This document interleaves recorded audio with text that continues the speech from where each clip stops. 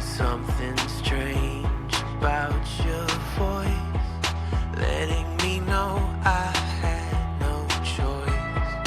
Walking in circles to get home, trying to grasp them now on my own.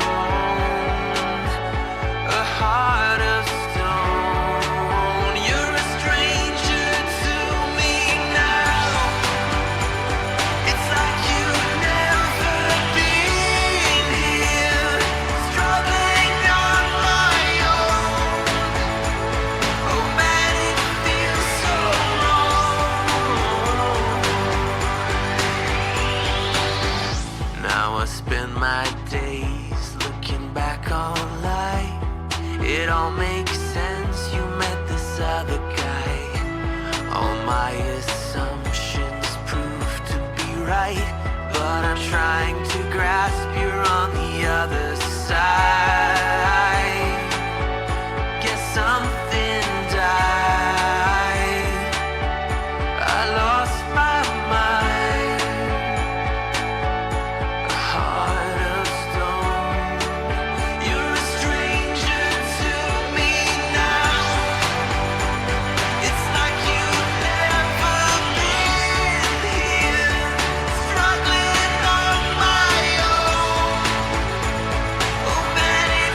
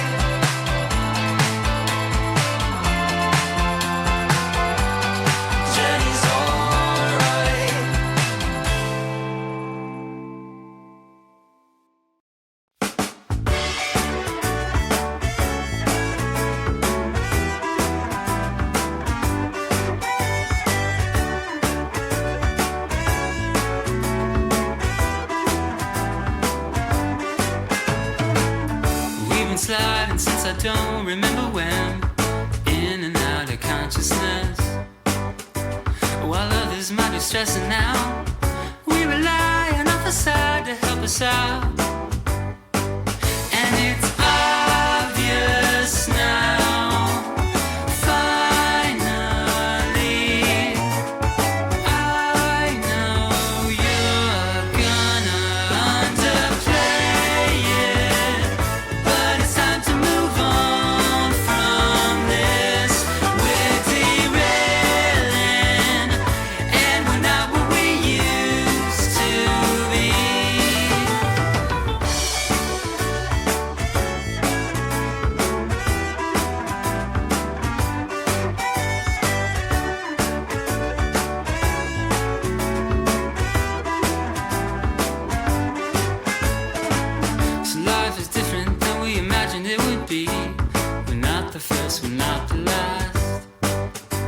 While others may be restless too, we were always far ahead, me and you.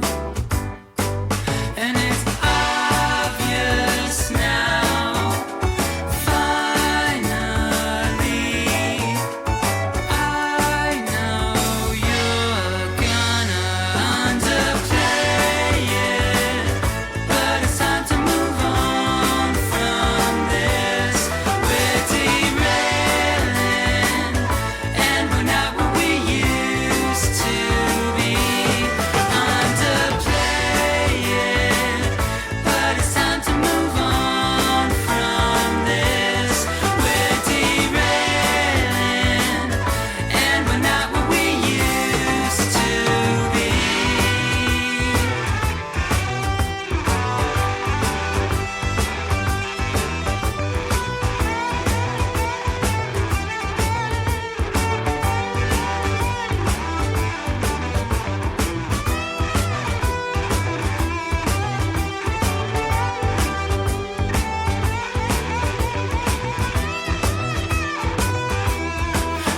Underplay it, but it's time to move on from this. We're derailing, and we're not what we used to be.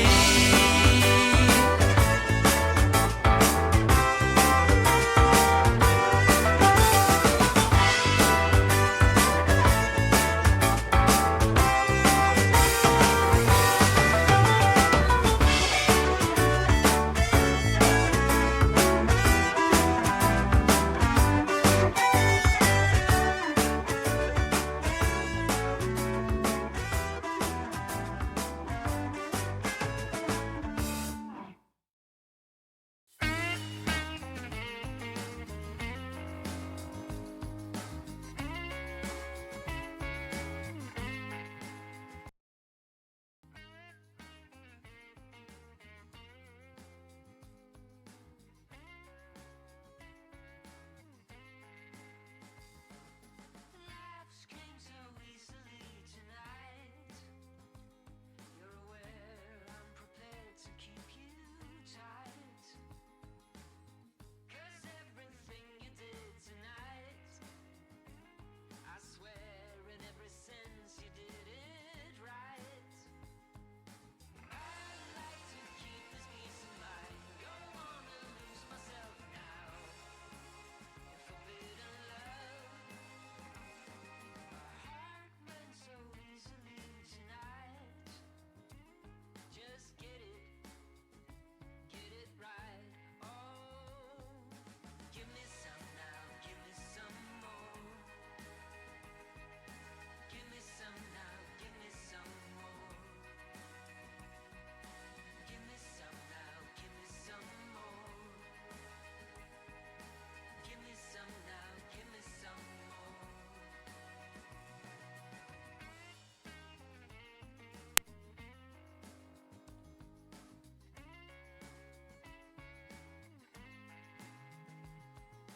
Love felt so real to me tonight. This'll work. Yeah, but that's not.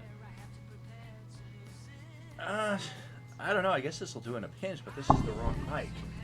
It's supposed to be this microphone, not this one.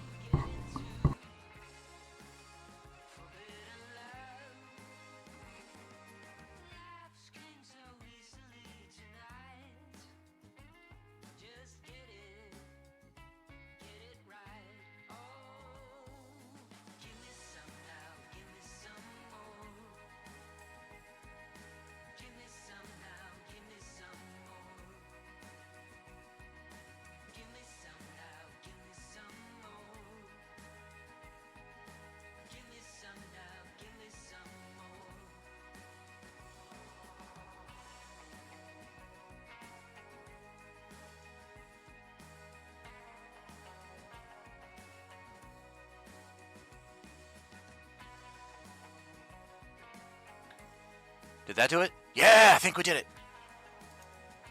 Interesting.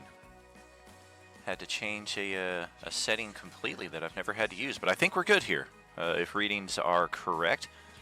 The music volume is very weird, though. Like, I had to turn it almost, like, down to nothing so that it wasn't blasting. Like, usually, like, 10% on the slider does it. So, I don't know. Settings are a little different here. I've made a number of modifications to the old rig here in the hopes that our frequent crashing issues are finally resolved. It is a high CPU percentage performance issue I have determined that is causing it. CPU is running like 80, 90, 100% at times.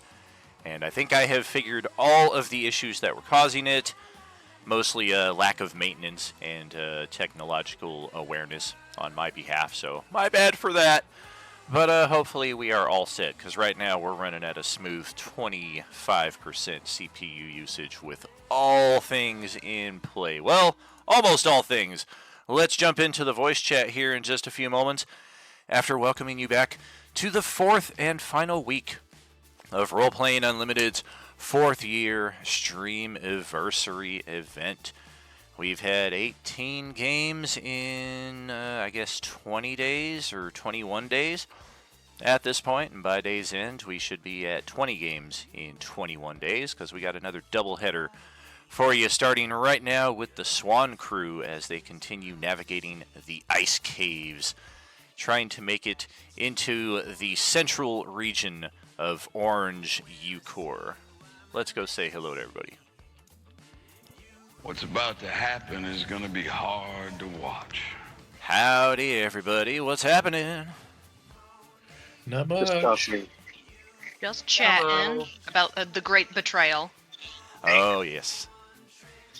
A betrayal most painful that has been in the works for over 2 years since Merdian, the original ship merchant, first came into our company. And I give big ups to our friend Kimberly, who is not currently in the stream with us, but I imagine she will be later on today. She has peered through a lot of activity in the early Coalescence days that didn't make a whole lot of sense, that most of our other characters just kind of ran with and was like, well, this is the reality, so this is what we're doing. Namely, from the get-go, how our original characters were tasked to recover strange life forms from far-lying planets to add to the collection of somebody named the Client. We never really found out a whole lot more about that, and we had 3 different parties. Not this one. Sunday was doing their own stuff, but Monday, Tuesday, and Wednesday all went on this task, and we're just like, yeah, we'll go capture these weird creatures for you and add them to this zoological exhibit as best they knew about it. So she, on the other hand, saw through a lot of stuff, and for a lot of our other players in the recent weeks, I've been trying to hint at this upcoming betrayal. Some of our merchants have been a little edgier, have maybe made a few comments they wouldn't have made otherwise, have had some interactions they wouldn't have had in the past. Some of our characters have a very high passive insight, and one of them, in fact, directly suspected our Monday, Tuesday merchant of something, but he, because they summoned her into the thick of battle, he deemed it, okay, I'll put this on the back burner, and we'll deal with her after this battle's over. Unfortunately, they're still in that battle, and the 3 traitorous merchants have done their nefarious deed here. And for those of you not... make Little Cheney be a bad guy? Yeah, it is a device known as an Uglith Maskur. For those of you not familiar with the Yuuzhan Vong in the expanded Star Wars universe, now known as Legends, they are entirely organic tech, biotech. Even down to their clothes. Their clothes are living creatures. They don't use anything that's made, that's constructed. They view droids as the most hideous of abominations. They're lifeless constructs, and yet they possess some kind of sentience. It's a very fascinating tale in the Star Wars mythos that is wildly divisive as well. A lot of people hated them because they're like, oh yeah, of course you got to bring something in that's immune to the Force so that the Jedi have a challenge. And on the other hand, I'm like, we've been reading for 20 years Splinter Cell number 236 of the Empire, trying to resurge the Emperor's old dreams. I, for one, found it refreshing that we had something different that was, in fact, a challenge. And as a fan of the Yuuzhan Vong, they do have a place in our story here. I could take out a Jedi. Jedi like to blast lasers. Fine, I'll hit him with some buckshot. Like all of the Mandalorian memes of parry this, Exactly. fucking casual. Exactly. They haven't put it into the mythos yet, but I, as the Jedi player, simply ready in action for move object or force pulse and just reflect that shit right back at your entire group. So bring it. There are still ways. Just because I can't deflect it with my lightsaber, I am not entirely powerless. But the Yuuzhan Vong, on the other hand, completely vacant from the Force, completely on their own wavelength when it comes to the ways of magic. We do not register them at all, really.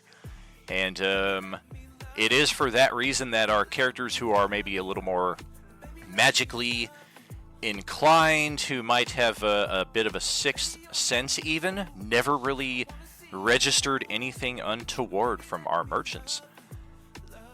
And let's carry this over into the battlefield map proper. And yeah, we may still have a bit of logistical stuff to handle here.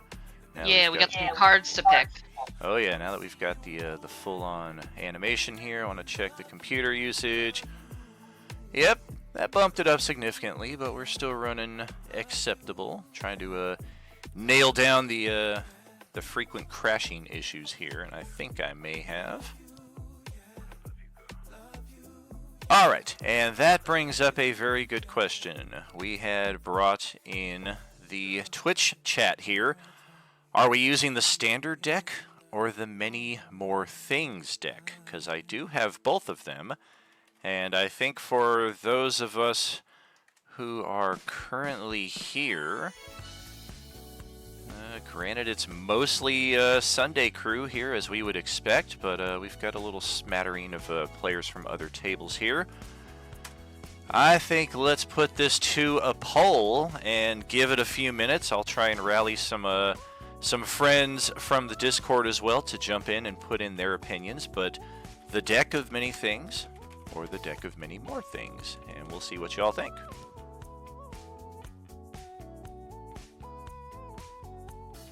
Why not both? Well, the deck of many more things is just the deck of many things, but more. Correct.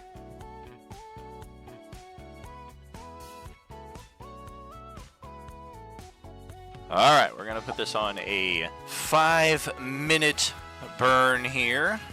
And I will tag our community in the RU Crew table chat.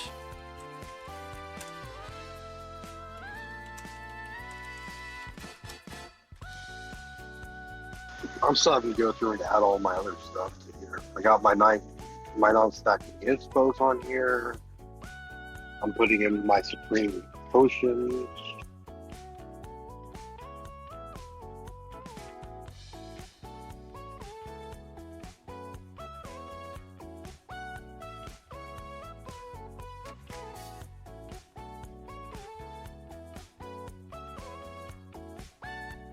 Alright, there we go. Yes, indeed. Deck of Many More Things has a lot of additional beneficial cards. Some of them somewhat minor in respect. Some of them provide some interesting bonuses that just don't exist at all in the original deck. I've not used it, but I think twice, so I'm not entirely familiar offhand just what we might expect. Holy moly, that's 9 votes for the deck of Many More Things, 0 votes for the deck of Many Things. I better start getting this Many More Things deck ready then. I don't think I have... That's the difference, though. I don't have an animated deck for it. Let me check the Roll20 Marketplace. If somebody created a deck for it that we can actually draw for, I will buy it right now for us. And make that a little easier. But last time I checked, they didn't, so I just had everybody like roll a die 50 something, and we did it that way.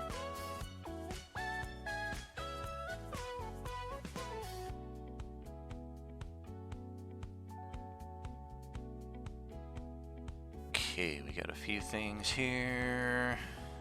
Animated deck of many things. Yep, that's the one we have. A lot of original ones.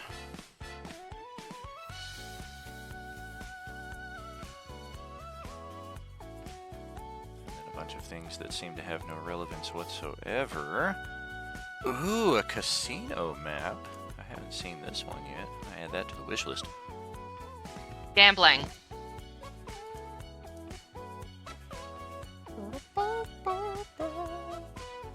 Oh yeah, that makes sense. Wish list, 55 items. Goodness. Stop adding things and start buying things. All right, back it up. What else we got? The Dungeon Master's Guide, which has the original deck in there. Okay, well let's just let's go check and see what options we have.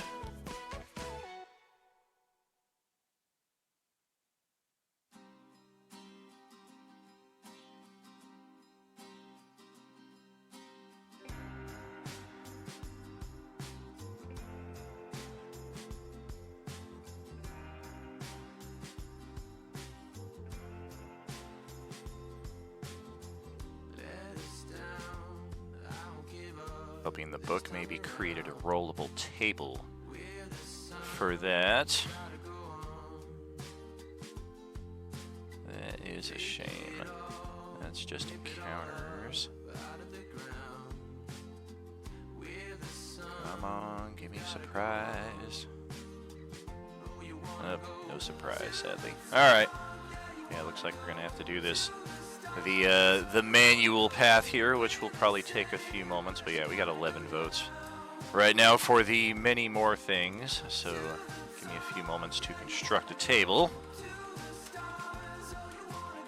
Daniel, if you want, on the D&D 5e Wikidot, they have a table for the deck of many more things. It's a D100.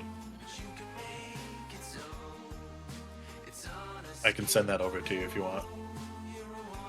Please do.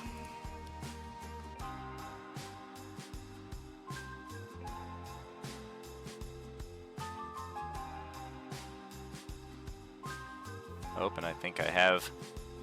Yep, I've got one right here. Oh, sorry, I just DM'd the other one too if you wanted to look at that.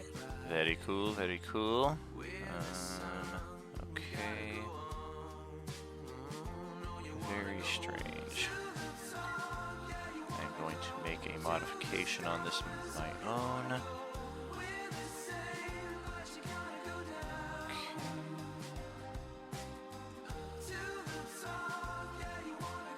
Oh, and that's including the bad cards in there as well, though.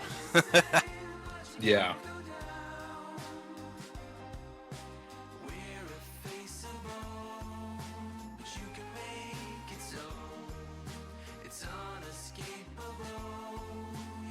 Yowie wowie. Alright.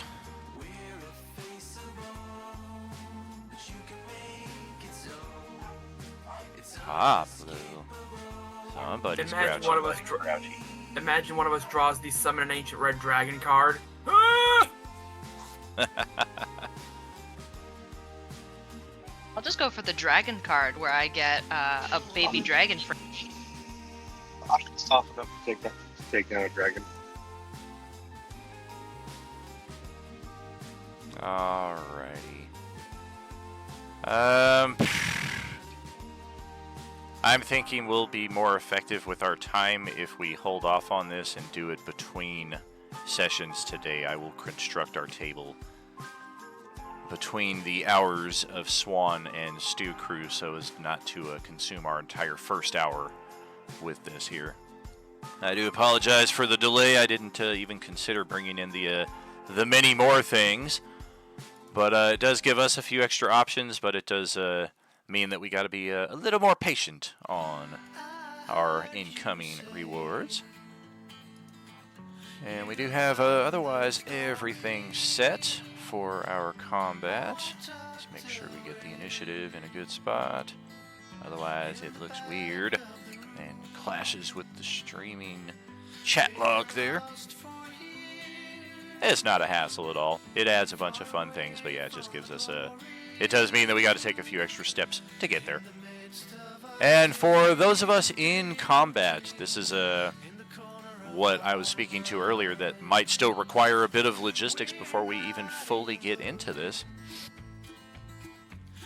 All of your purchased magic items that any of our characters possess suddenly take on an aura, a strange, almost seeming necrotic or possibly psychic aura for the briefest of split seconds before you can all just hear a very faint scattering of popping noises, almost like a bag of popcorn in the microwave. And no sooner do the pops extinguish than these purchased magic items just smoke.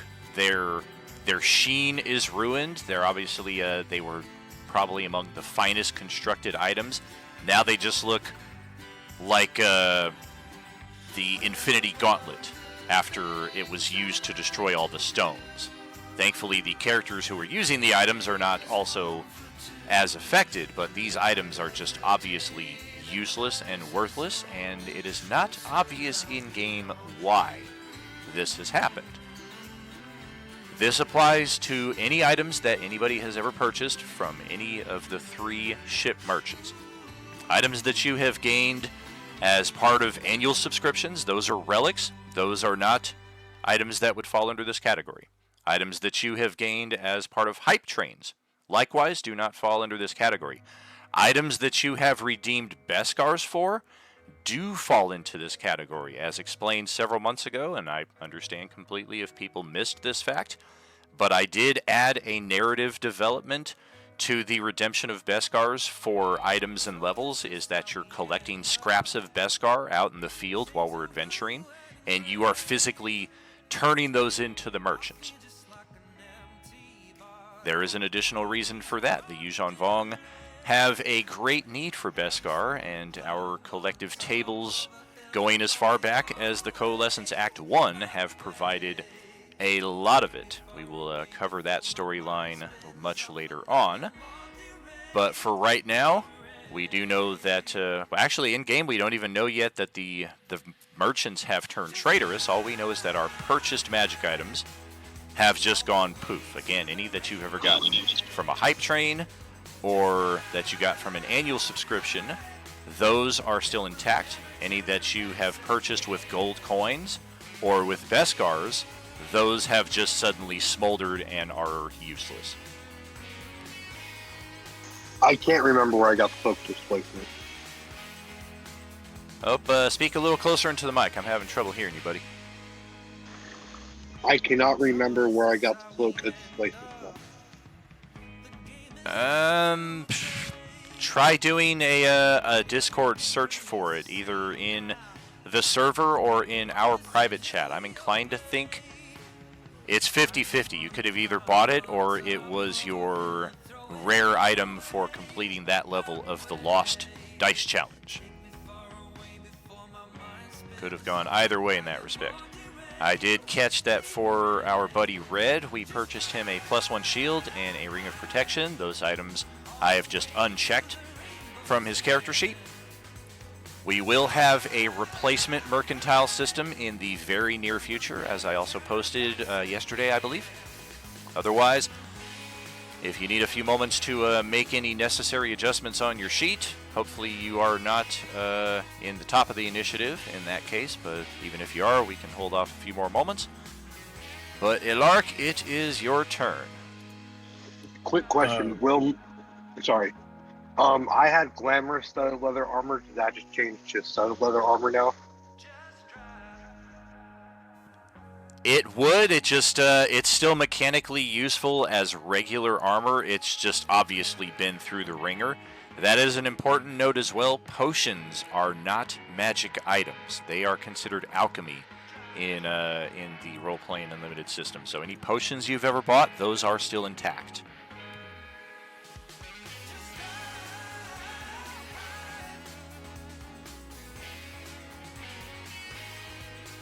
So plus one armor is just regular armor now. Correct.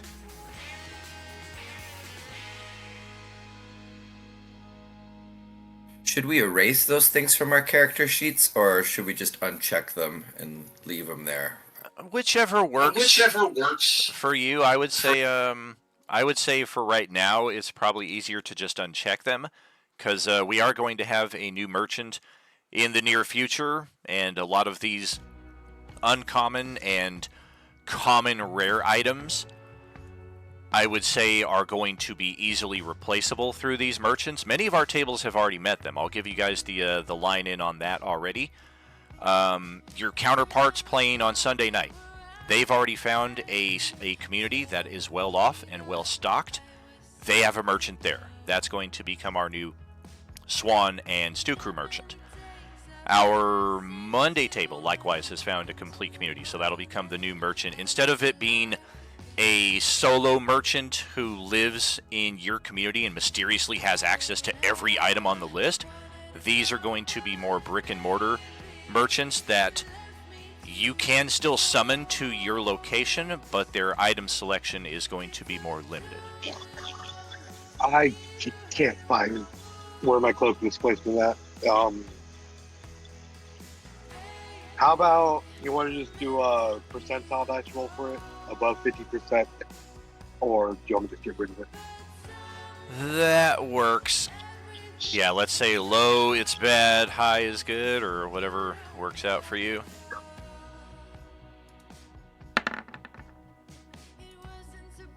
Well, 40, so I guess my cloak displacement's gone. Womp womp. Now he's got to start using his hit points. He misplaced his displacement. Da da da da da da. If I ever meet the goddamn merchants, I'm gonna punk kick them straight to the goddamn moon. Oh, vengeance will be served, and it will be glorious. It will take some time, but this is not the last we've seen of them, I can assure you. They have their own schemes going on, and right now they have the upper hand, but that will not always be the case. All right, that's everything. I'm back. I can't. I lost my displacement. I do not have my tower, and I just bought. I don't have my helmet comprehend language. I just bought. Red's AC went down a bit. My AC went down by 1. Okay, let's play, guys. Yeah, buddy. So we would have physically saw like a fizzle on these items, correct? Absolutely. A brief aura, a popping sound, and then just a wisp of smoke. All right, Almost like you burned a piece of paper and just a little charred residue kind of floating off into nothing. Alaric, who was wielding a sunblade that is now just a hilt, throws it to the ground, looks down at his belt and notices a new handle, and picks up a warhammer off of his side. Also notices his armor doesn't feel right, so he just throws that off to the side. Armorless, doesn't have a shield, that's gone.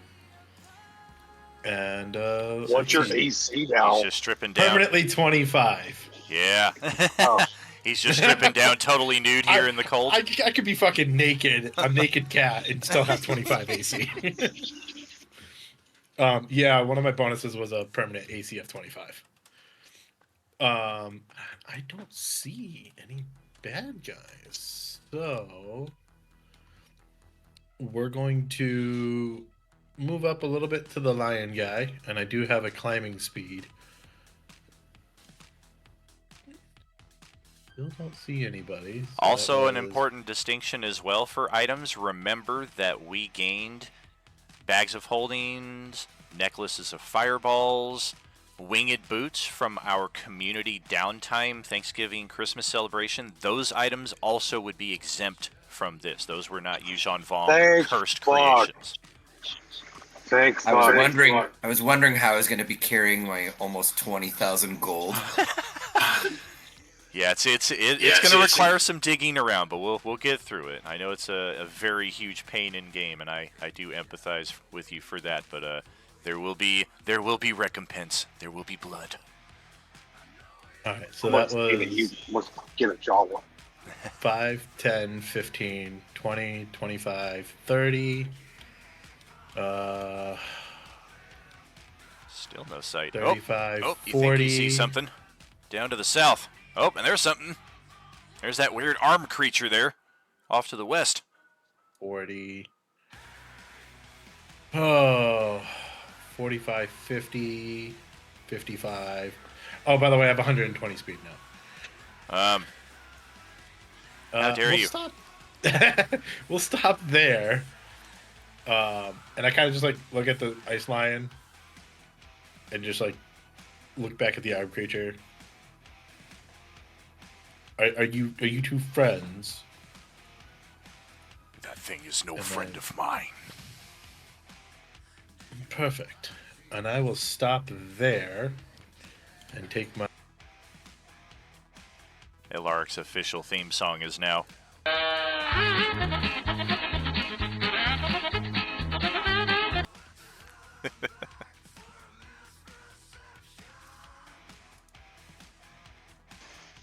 I should have go ahead and tell you. I chose my boon from from beating the 8th game. I chose the boon of speed, so now my movement's doubled. That's cute. Woo. That is another important distinction in this same event when the magic items are poofed of their power. Those of you who can feel the innate energies of the Cardathi wave, you can explain it away in-game any way you want to narratively come to understand, or just instinctively like, whoa, where did this come from? But those of you who have activated your superpowers do, of course, have immediate access to them. All right. So that's my. That's that. That's that. I think we're gonna be good to go on my turn. What was your action? I'm not taking an action. That's You know, my kind of I'll turn hold- right there. All right. I'll hold my action. You lied to me. Put a little I frowny mean, face. I could still take 65 feet of movement too. Yeah, that's the frowny face of deceit right there. 65 feet, huh? All right. We'll do that. And Well, 5 more feet. If you want a frowny face things, go frowny face your merchants.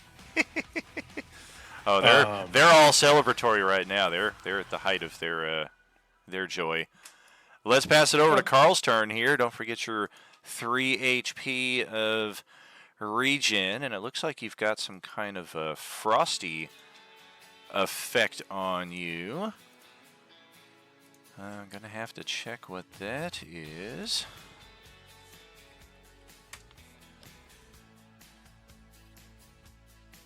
Inclined to think it's from the ice bitch. Oops, I added her turn a second time. I think he was slowed. Maybe. I know it wasn't this because he made his saving throw like 19 frickin' times against that.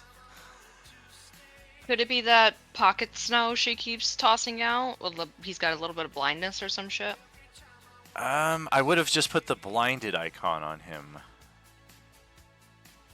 I didn't do that because he wasn't willing. Nope. Nope. Not that. Maybe one of these things did something from a... Oh, maybe it was the big fire, the frosty guy from a distance?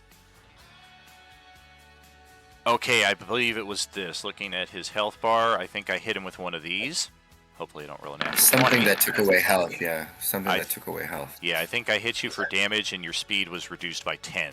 So this turn you're That a little sounds short. that sounds familiar. Speed reduced. Yeah, so I think that's it. Go right ahead. Okay. So Carl's looking around. I don't see any enemy. Not sure which way. Does anyone else see any enemies? There's a couple over here. Where's over here? Is that north, south? To the left. To the left. Okay. Then I'll go to the left.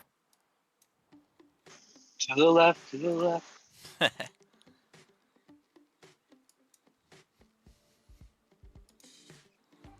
Yeah, I like that song From a Distance.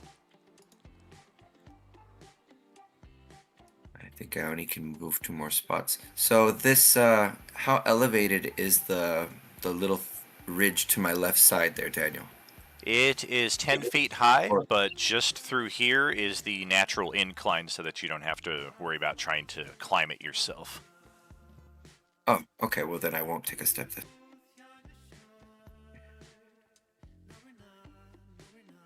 Beautiful. Looks like you're I also... think that's all I think that's all I get. All right. Actions. I think I have everything cast. I'm already concentrating. So I think I'm good. That's me. You'll get 6 temporary hit points. How dare. Man, do you see Hey. that some of our new superhero characters got hardened and invulnerability?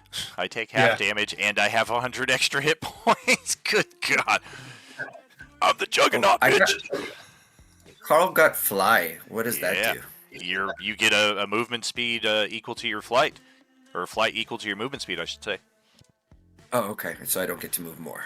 Okay, Nope, that but you was can what- always fly. Whether it's wings or you just naturally can do it, that's narratively up to you how it looks. Okay.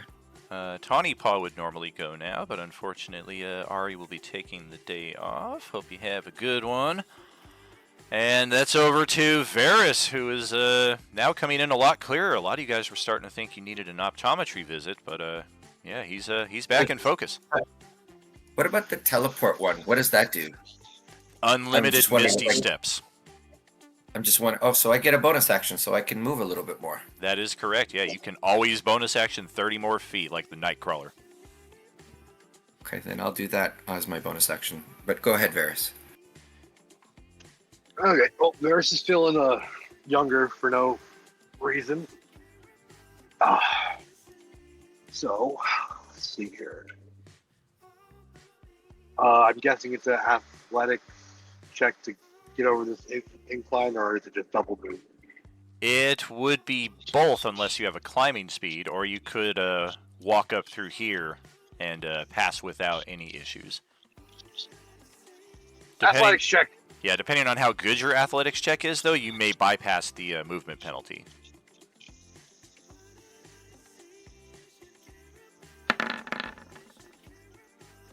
Well, not quite. You do absolutely make it enough to get up there, but it does cost 10 feet for that first little bit. Okay, there. Or I'm sorry, it would cost 20 feet because it is 10 feet of elevation, so it costs you double 20 feet to get there. My bad. 20, 25, 30. Math real quick. There's 20.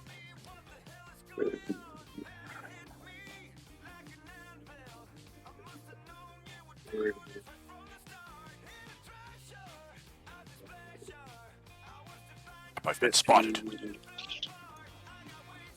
Oh, you found the other one too. Found the best 60. hidden one.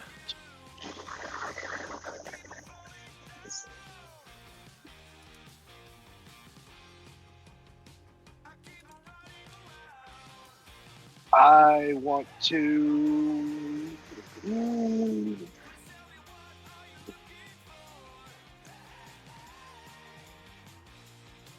I got two choices now.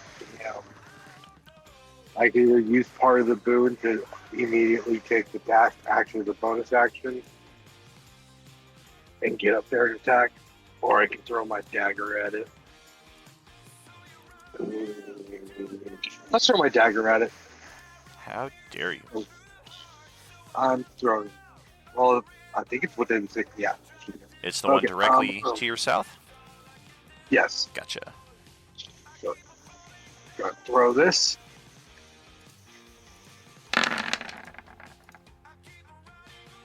Oh, well, that certainly hits.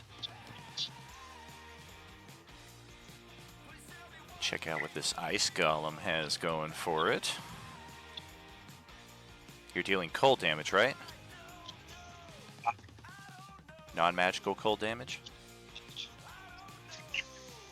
In fact, I'm going to spend the inspo to spend the inspiration to go ahead and get that crit also. Damn, that's what I get for talking shit. Alright.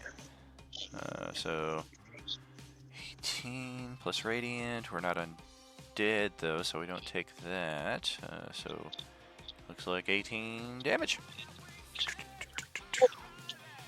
And then I'll use my bonus action to recall the dagger back to my hand, and then I roll 3d3 to see how many. Is it /R or R Correct. /? Yeah, /R space, dice combo. 3.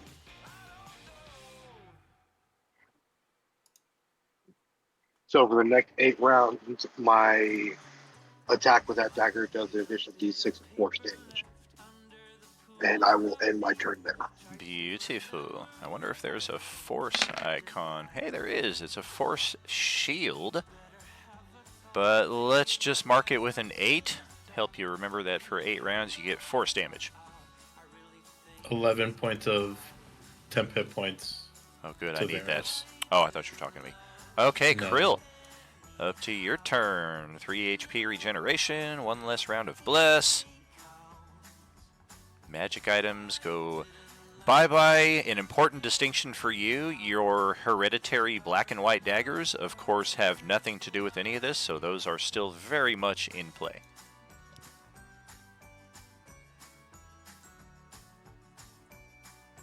Been found. Oh, I'm sorry. Go ahead.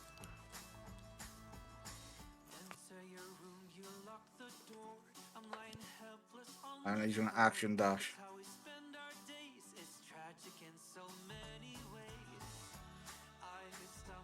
And that's the end of his. All right. Red looks down at his smoldering shield and armor. He's just like, 7 to Krill. guys, what happened? I think, did the warranty expire on this shit yesterday? I bet it did. And he's gonna go step over into the holy aura of goodness. You guys think this lion's got a problem with turtles? I hope not. He seems friendly. Oh, good, oh, good. Good kitty, good kitty. Okay. Yeah, we're gonna move out as well.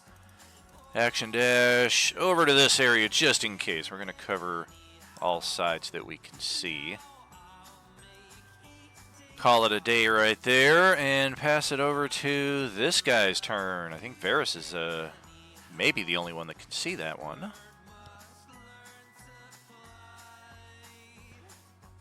Okay. Can do 2 of those. And yep. Dum, dum, dum, dum, dum. Yeah, Ilark doesn't even see me. And my vision is nice. All right.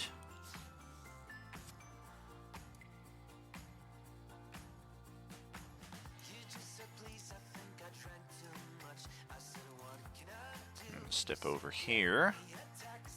See if Carl has eyes on me. He does not. This thing is going to focus fire on the guy that we froze last round while he cannot see us. Carl is definitely aware of this attack, however, coming at him from the southwest. Try that twice. Boom, boom. Oh, goodness. 27 and 23 to hit. 29 cold, 39 cold. And that frost reduction again. Ouch! It's almost 70 points of damage. Yeah, what's the total? It's like 68? 68, yeah. Ouch. And we're going to go tuck ourselves back around behind the stalagmite there. We know Varus can see us, but apparently he's attacking our ice golem buddy there. That's going to bring up Mr. Arms here, or Mrs. Arms. We don't quite know just yet. It's one radical hat, though. Who do we like? Oh, that's right. Yeah, we did this on Krill last time. How many of those do we have? Oh dear. I guess we've used that.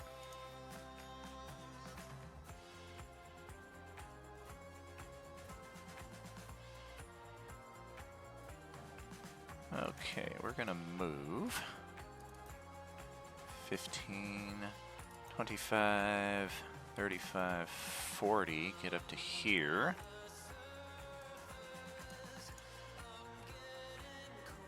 Can just make out Krill from there. Krill should be able to see me.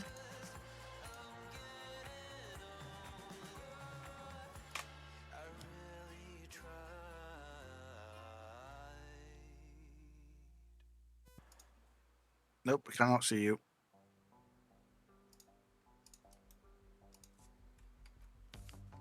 Who is it that does see me?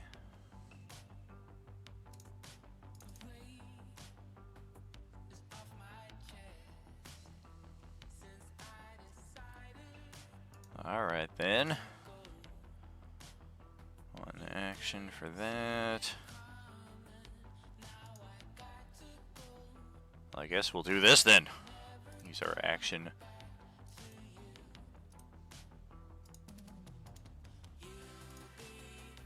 Krill just kind of feels and kind of sees a flash of strange energy coming around the corner of this this pillar, and he peeks his head around the side. That little thing is gone. That's going to bring it to the 9. And yeah, we fully saw those ice attacks.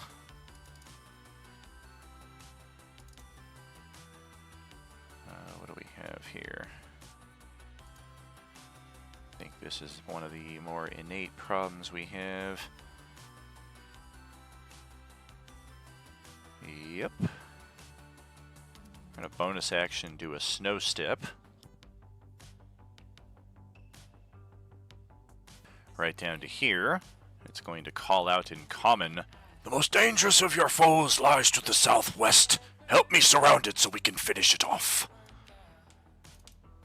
And it's going to hop down here. Has exactly enough movement to get up alongside of it. And we'll start the attacks. Do a bite and a claw. Ooh. And that's the good news and bad news of the situation. This thing is, of course, immune to cold damage, so the 23 cold damage goes unused, and the 4 points of physical damage is all that we suffer from the crit. Likewise, with the claw attack, we take a mighty 1 point of scratch damage. So our buddy here can help. He can also provide flank. But as far as soloing this thing, he is in a very bad position to do so. That's going to bring up the Ice Golem.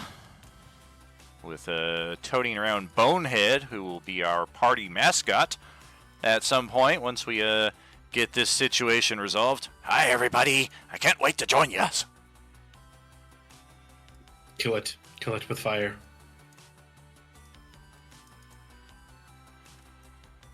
And let's see. Ice Golem, Mighty. Nope. That's not good. Yeah, I think we're going to have to move an action dash here. That is 30 feet right there as it ascends. And then action dash to get over to Varys. That will bring up Sahar in the turn order.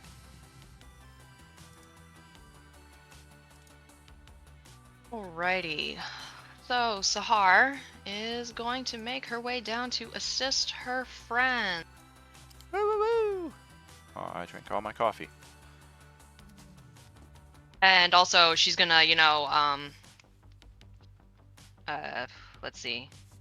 Click her pod feets together and activate these flying boots and kind of be about a foot off the ground, just so she can kind of hover boot her way up the snowy cliff for funsies. There's no place like Gnome.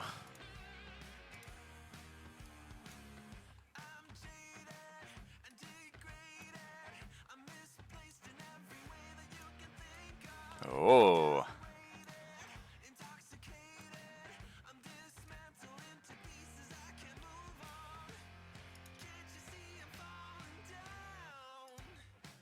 With my 70 feet of movement that I'm not using all of for funsies. With some of my brand new fun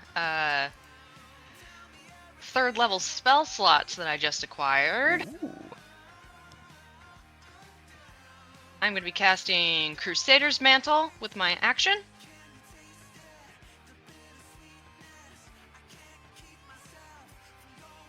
Oh, overlapping auras. What color is Yeah, this aura? Red. Ooh, I want to be next to her. And then with my bonus action that I will hold until my next, I'm going to be casting Blinding Smite onto my halberd. Oh.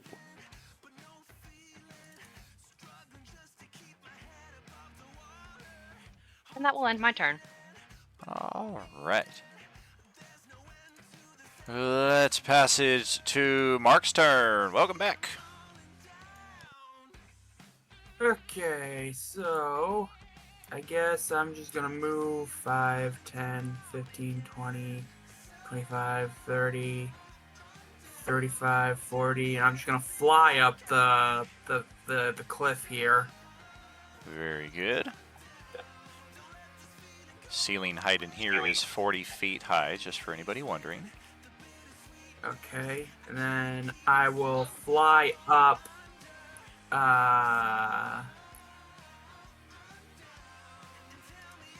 10 feet as I action dash 5, 10, 15, 20, 25, 30 over to this guy. All right. And that will be my turn. Oh, look at you inside of both auras. Very nice. And you get 8 temporary hit points. Okay. The sweet spot between courage and health is the hawk. All right. And my Ice Maiden with the Invisible Initiative is just like, I guess everybody fucking forgot about me. I'm going to... Man, what the hell happened to their magic items? That sucks.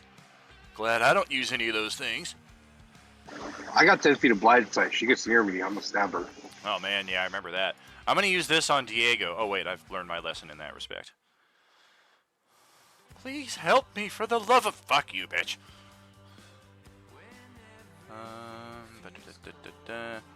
And I'll shortcut it. She's never going to get a chance to use this, but the whole game was to use this.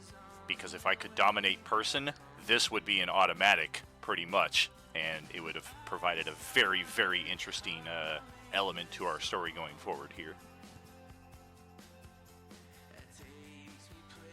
As it is. See, I can see Carl falling for that so easily. Oh yeah, and that was the thing. Like I was hoping to get Carl first, and then use him to lure Ari in as Tawny Paw, because she likewise in the beginning was like, "Yeah, we gotta help this lady," and I was like, "Yeah, let's at least get two, and then have a little fun with this later on. Like maybe this Ice Maiden will accompany us into this area before she reveals something nasty." But you know what's really funny is this aura doesn't just give temporary hit points. I can end the charmed effect. Ooh, that would be very interesting.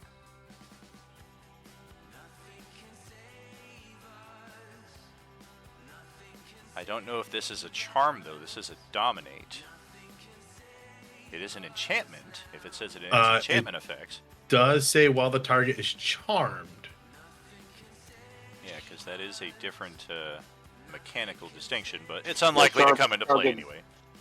Charmed and dominate are two Right. separate cells. But if it says Oh enchantment, no. it's a general. While the target is charmed is under the dominate spell.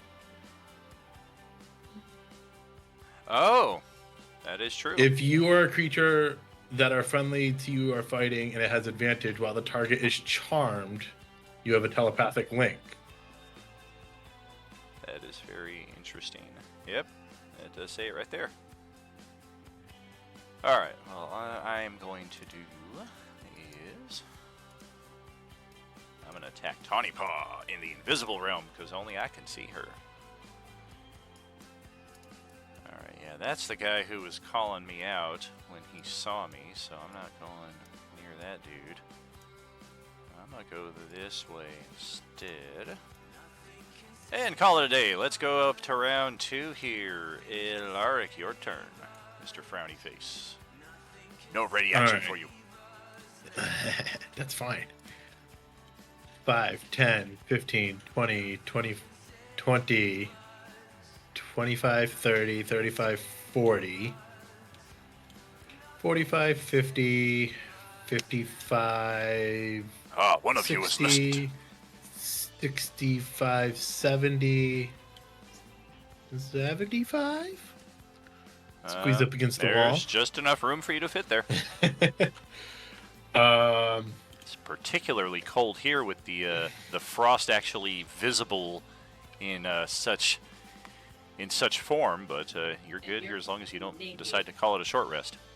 Yeah, but I'm naked, so my nipples are popping. Oh God.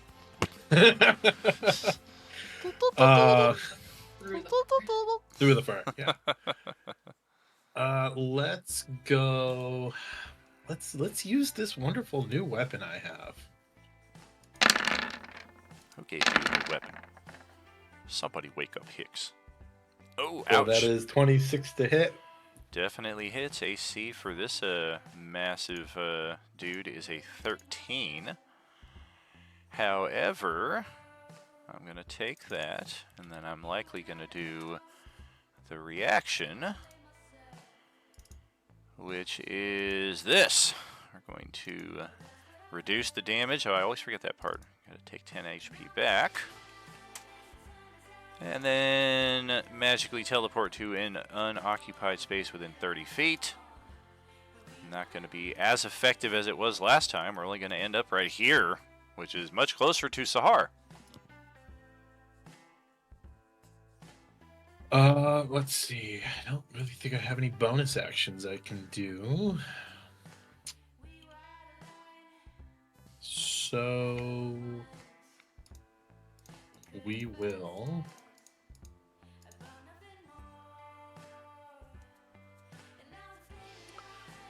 I think I have a little bit more room with. So let's go 5, little 10, 15. How is this thing so fast? 20, That's the fast 25, Understatement That's of the century. 25, 30.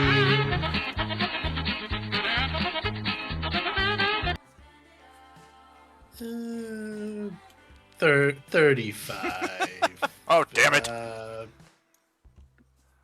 Yeah, we'll end there. That's funny. I thought you had Hi. to say extra attack. I'm going to hit it again. Dumbass. Clerics don't get extra attacks, sadly. Oh, clerics and rogues, yeah. Carl, Clerics, that's over to you. sorcerers. Definitely need that 3 HP restore right now. And the lion called out that thing that's blasting at you as being to the southwest. Of course, you completely saw which direction that came from anyway.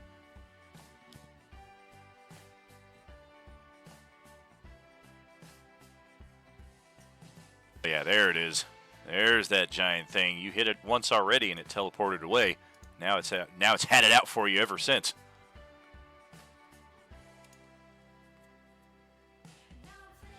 Okay, I'm gonna take a potion because if not, I'm gonna go down in the next round with another one of those blasts.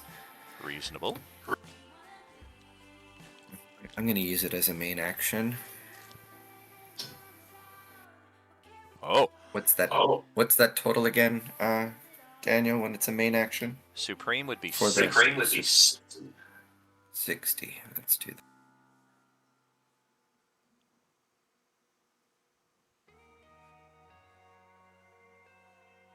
Are there any temp hit points around where I am, guys? You would have to go 5, 10, 2 more squares down. That's okay. I have a bonus action, so I'll do my Misty Step for another 6 squares. Woohoo! Super awesome. Welcome into the double Auraville. You get temporary hit points and a D4 of extra radiant damage on all your attacks. Max temp hit points. You get 11. Nice. Okay. That's Carl's turn. All he does is walk in the last 2 sessions. Just keep walking. It's like Lord of the Rings. Alright, there's only one true return. It's not of the king, it's of the Jedi. Varys, over to your turn. All right, things in front of me. I believe I have flanking. Oh, absolutely. Let's take 2 hits with my Undead Flare now that it is powered with the force damage. And an extra D4 of radiant per hit. Woo. Hey, Epic subscribers, it's the last week of it. Don't forget to use your automatic natural 20 today. You got one there already. And I don't think the 12's going to hit it, right? It does not. So how do the hero points change to force points now? Mm-hmm. You still roll a die 8, but you roll 2 die 8, and you take the better of the 2. It's like advantage hero points.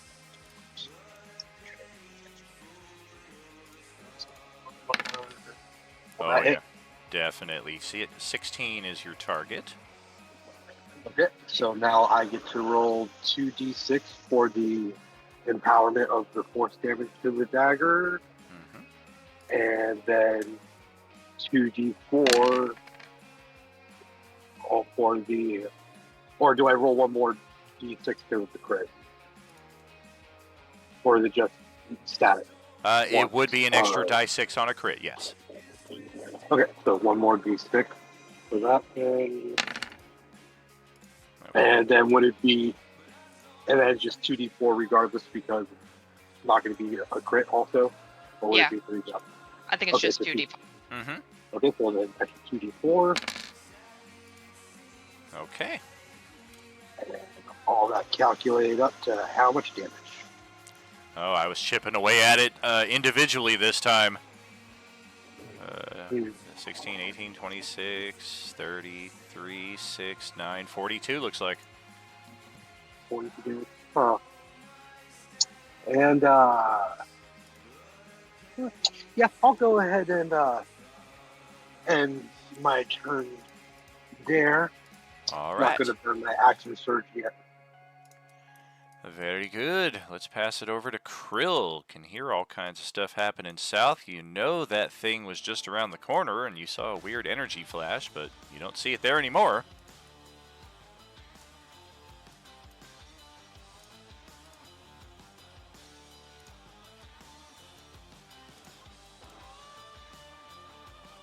Right, Krill moves here then, and you attack that thing with his bow. All right. The icy one or the big icy one? The golem. All right. Oof. Just barely hits by 12. I attacks again then. All right. Yep, we are back to that pesky non-magical damage, which is hitting but not impacting as much. We'll take it though.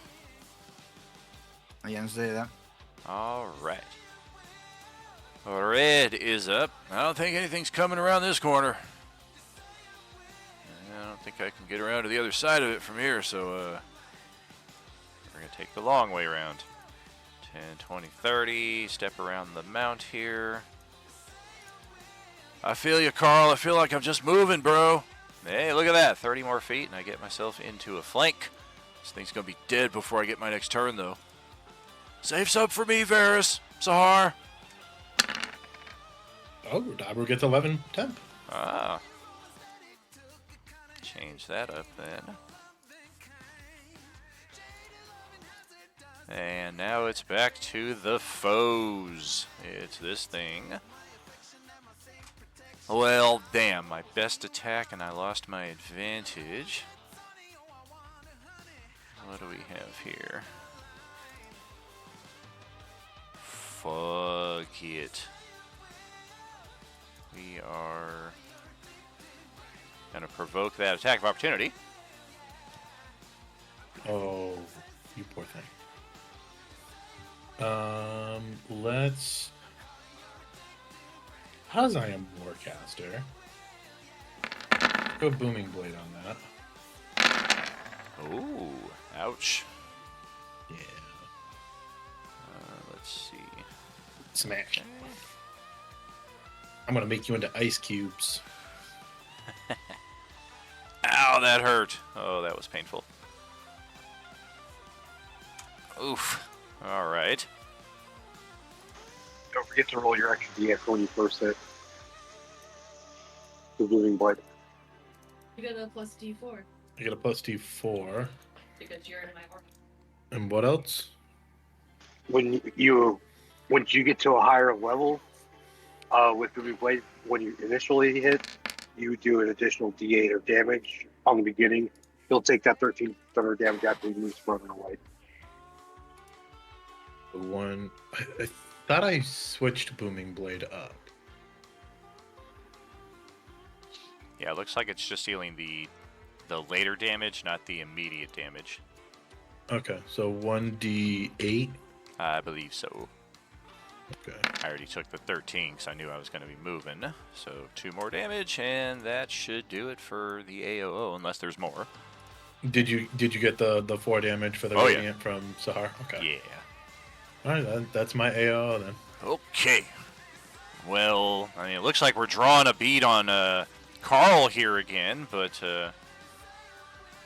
you know what? Actually, let's redo this. So we're stepping away, we're getting hit. We're going to use our reaction to do that Misty Step teleport, and then we're going to move our 40 feet.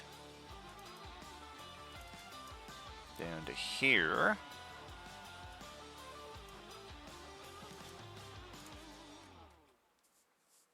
And yeah, it looks like most of you don't even see me anymore. So I'm going to draw a line on Ilaric with out of sight advantage.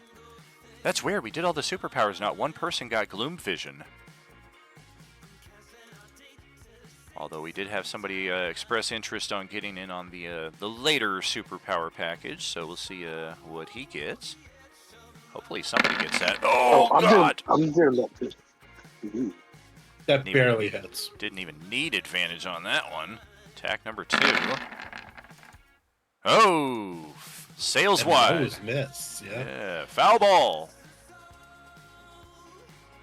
Got 1 hit there and a speed reduction. Thankfully this round, Carl is not going to be the one with the speed reduction. That is our turn. We'll pass it back to... what is Krill's passive perception?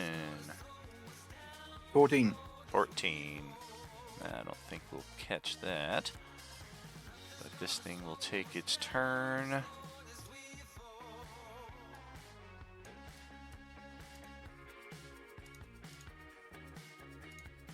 then it's Lion-O.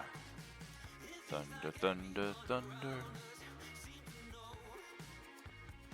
Ugh, it always flees like a coward even when it takes the minimalist of damage.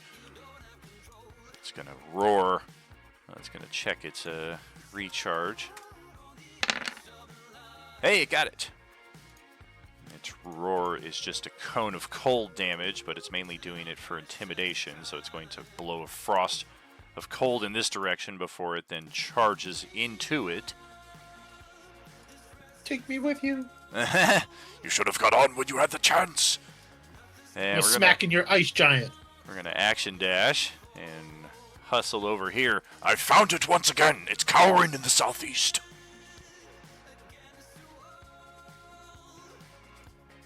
And this thing will now take its action. Oh boy, I can finally be useful now that I'm half dead. Oh boy. I think Varus is the only one that's like really dealt like major damage to it. So I guess we're gonna focus on you.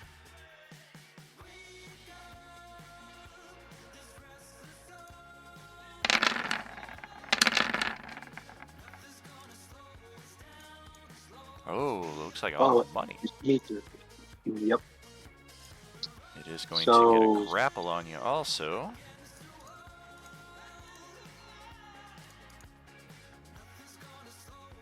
And then it's got one more slam attack. Reserve that for you. Gosh, another hit.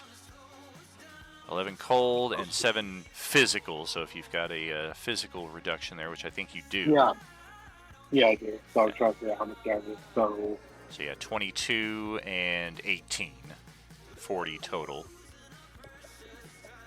So the total is 40 altogether, even with my reductions? Correct, yeah. 7 gets dropped down to 3, and 14 gets dropped down to 7. Okay, so there goes my temporary of 11. Drops it to 29. So while he's calculating that, Sarah, you go ahead with your turn. Alrighty, here it goes. I'm gonna try and pull my best Carl Nova round essence with this stuff. Get it. Oh, ouch. Ouch. Make me proud. Make Carl proud. Oh, blinding smite, that hurts. Oh! Plus that. Plus extra radiant. Plus your aura. Ouch!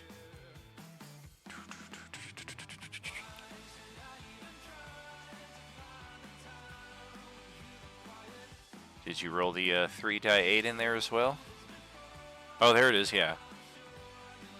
Okay. I need to roll a con save. Oh, we're pretty decent at that.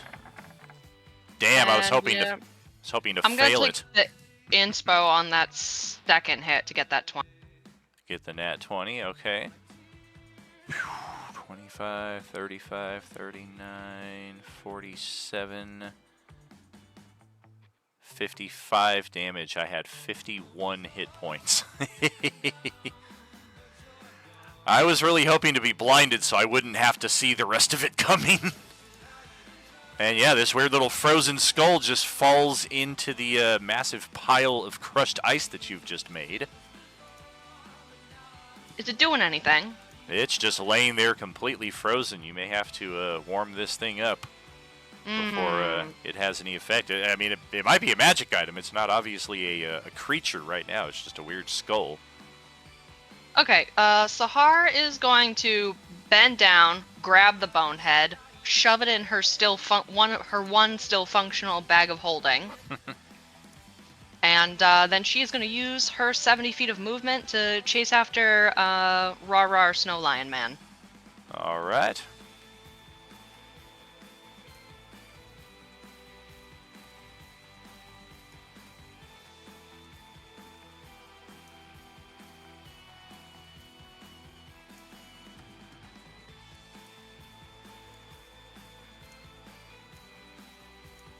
Okay. I got it. I'm here. I've got it, guys. Come this way, please. And I'll end my turn. All right, let's pass it back to the Hawk.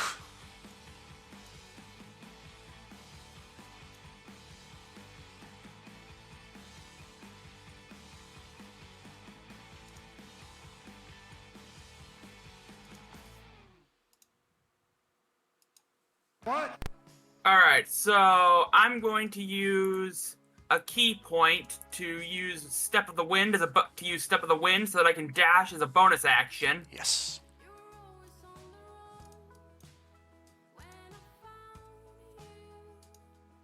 5, 10, 15, 20, 25, 30, 35, 40, 5, 10, 15. And now it's time to kick some ass. All right.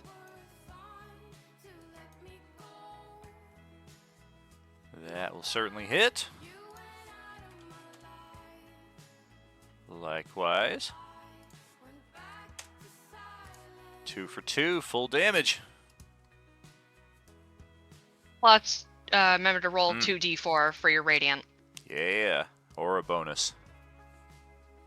Alright.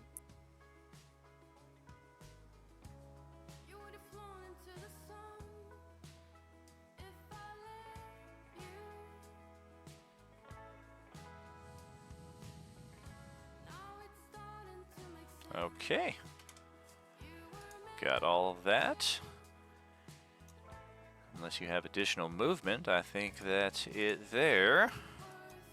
I would do Flurry of Blows, but the Step of the Wind counted as my bonus action, so I can't do that this turn. Yes, indeed. Good catch. So that'll end my turn.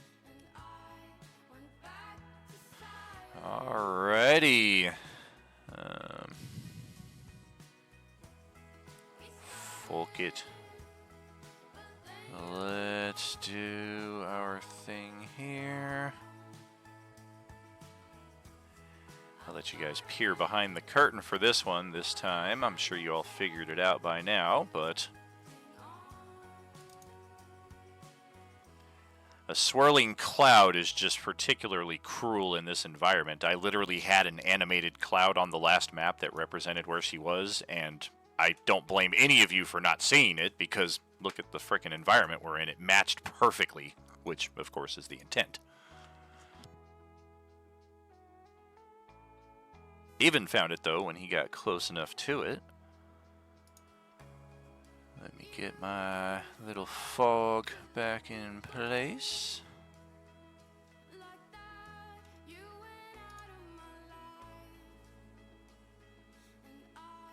Okay, that's one. Yeah. What's up? Oh, there was a small connection interruption. Oh, on yeah. my side. Yeah, I did see that you got dropped out there.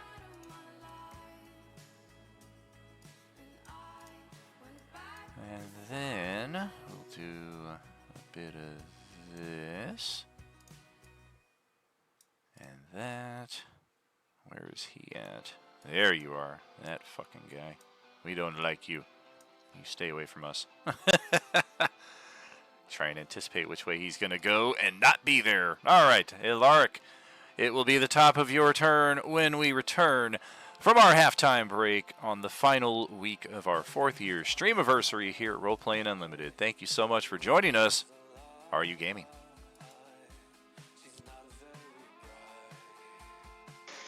I think they're talking about me there for a second. She don't like me because I can see within 10 feet. Line of sight. Oh no, I'm 10 feet less on my 120 feet. That's what I was about to say. It's like, wow, how are you gonna survive without the 10 feet there, bro? I don't know. I don't know if I can make it over to the ice giant. And if he doesn't move for one turn and gets Proc's feline agility on his next turn, it doubles, so he gets to go 240 feet. Yeah, if you're approaching like 3 numbers back at the end of the last campaign.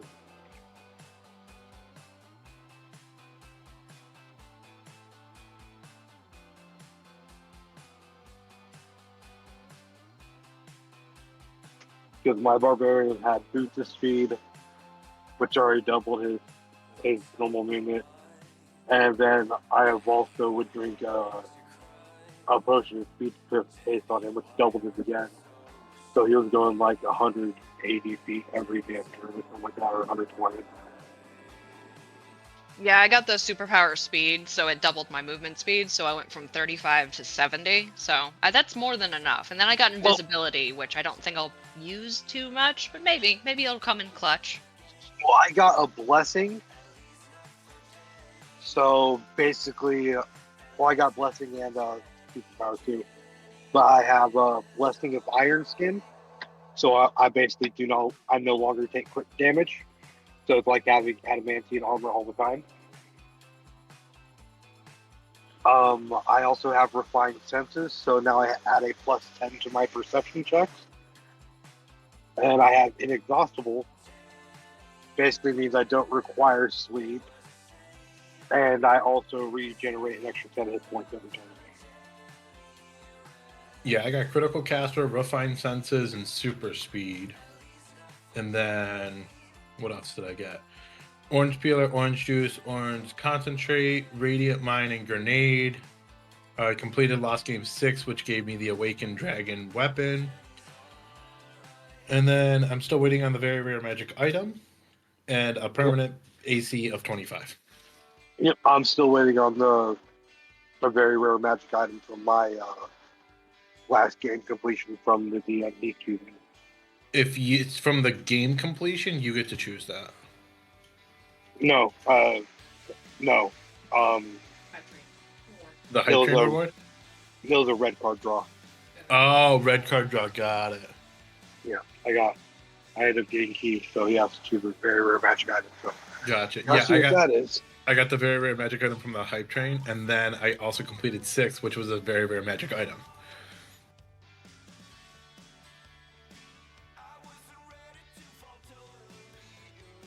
Yeah, I've got a relic and a legendary item coming my way eventually, so see what that's about. Oh, I have my relic. I just haven't equipped it yet.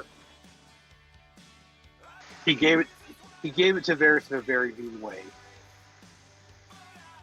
He also just said red cards and hype train items today between Swan and Stu in chat.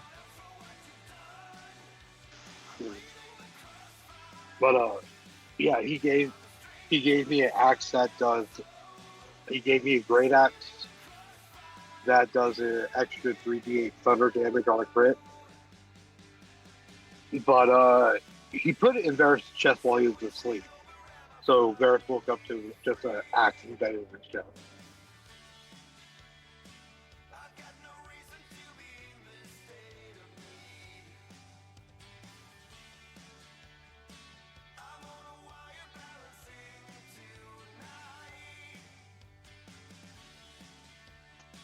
I don't really want my AC to drop any lower right now, so I'm not really equipping it because I kind of like my spell guard shield.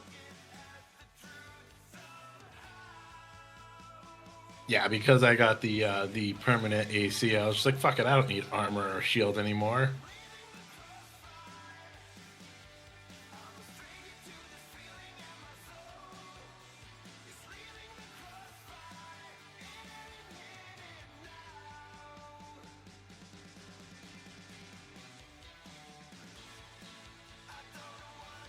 So I can embrace that barbarian. Yeah, I think I'm gonna wait till I hit 38,000 Beskar points and do something with Alaric. Change him up a little bit. I think I want to change out his sorcerer for something else.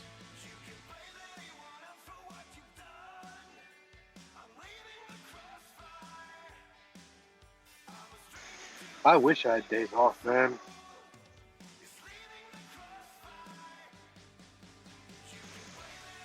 I have to, after the game is done, I have to wait for verification on a load and get that to Albuquerque. I'm in Phoenix right now. Mm. And the thing that I do not like about this load is that if they wait till 4 o'clock, I'll get there around 11 o'clock or midnight there. And then they'll wake me up at 4 a.m. to unload. Then I have to find somewhere to drive into Albuquerque to park for the rest of the 10-hour shift, for the rest of the 10-hour reset.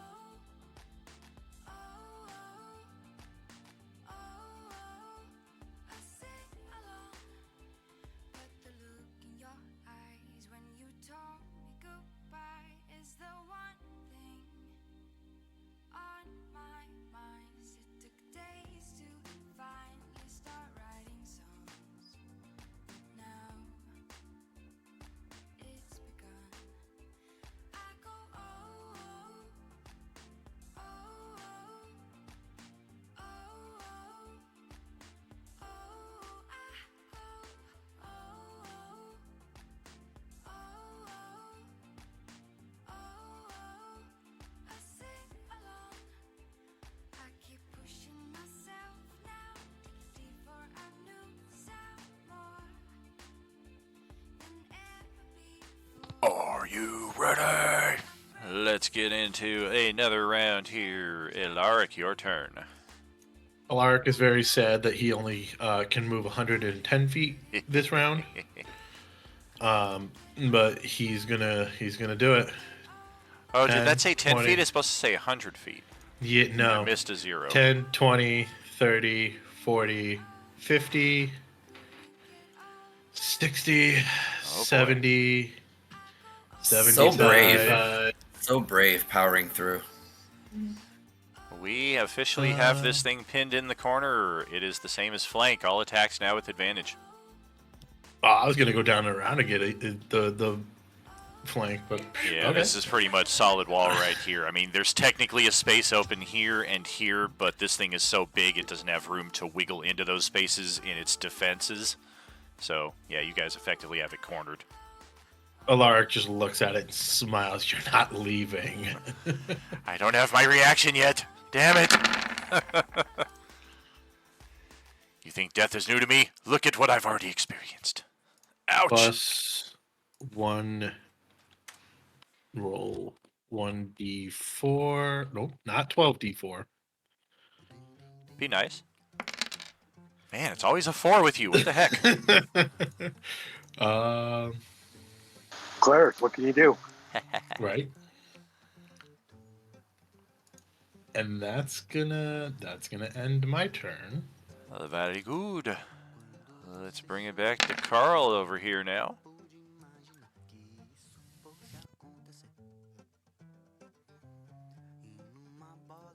All right. I guess I'll spend another turn moving. Don't forget your 3 hit points there, buddy.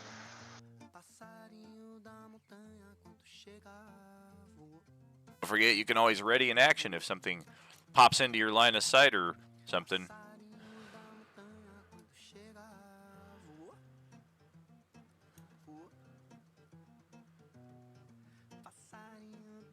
Do my hit point reach. Yeah, buddy.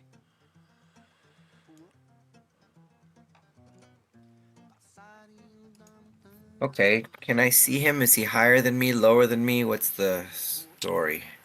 We are at a lower elevation, but we are a good, like, 18 feet tall, so we're kind of at eye level with you at this height. You have kind of climbed on top of the stalagmite, so you're maybe even a little bit higher than it still. Shoot it in the face. All right, let's start firing. Kick me in the Jimmy! I can't remember if I got my +3 hand crossbow as a reward or as Beskar's. So I don't know if I should use the +3 hand crossbow or not. I would think rewards, because I thought it was a reward. Yeah. Okay, Yeah. just checking. Yeah, I think that's a Got it. very rare item, so you wouldn't have been able to redeem Beskars for that. Okay, just checking. Okay, then I was wondering if I had to attack with a regular hand crossbow or not. Okay. Right. All right, let's turn everything on. Everything's on. Bless is on. Bolden Bond is on. Good. Okay, Hunter's Mark is on. No, I shouldn't have Hunter's Mark. I'll turn that off.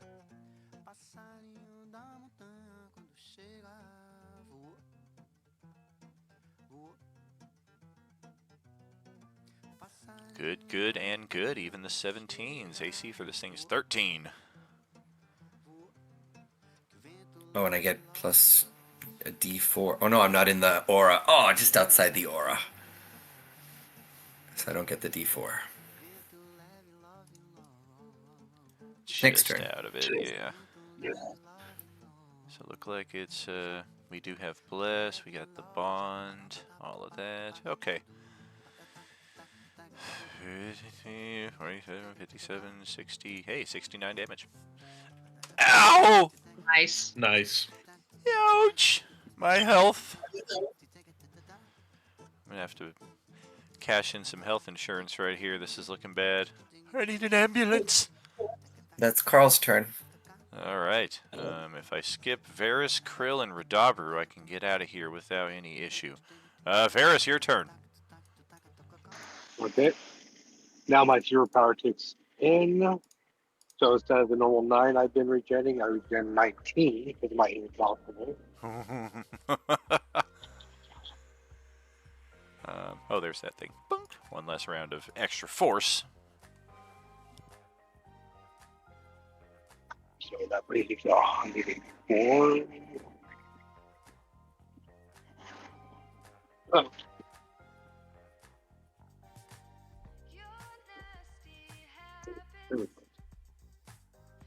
Oh, server interruption. God damn it.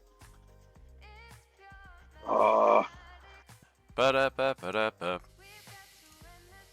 What?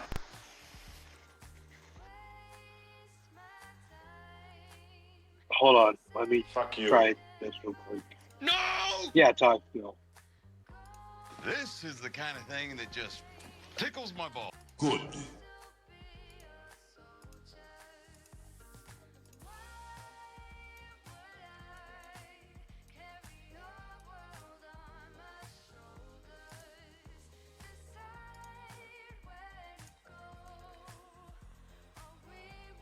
Should we, delay your turn till after, Krill, till you get back on?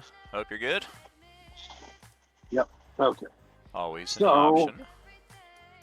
5, 10, 15, 20, 25, 30, 35, 40, 25.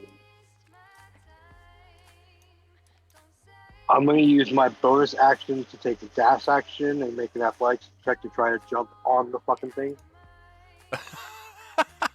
All right. So, yeah, I'm feeling a little stupid now. So Fair enough. He's gonna grapple its face and then shiv it in the neck a couple times. Yep. He's gonna end his turn on top of its corpse is the end game here. It's, let's see, I'm gonna try to, of course, shrug you off here. I'm going to roll. Well, I'm going to use a force point All right. May the Schwartz be with you. There we Oh, go. jeez. Yeah, you're able to get a hold on it just long enough that you don't have to touch down before doing the rest of your turn here. And I'm gonna stab him twice real quick. All right. Let's see if you can touch my mighty 13 AC. Well, gee, I have 11 hit points left, and the first attack depletes me of that. This thing will... Yeah, this one doesn't crumble into ice like the ice golem. It, in fact, leaves a very rancid and rotting frozen corpse that Varys is now standing atop.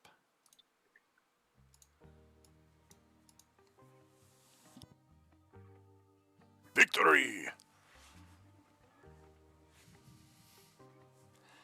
The lion nods at Varys. Excellent. This is the most ferocious of the foes that has broken into my lair. Where's that ice bitch at?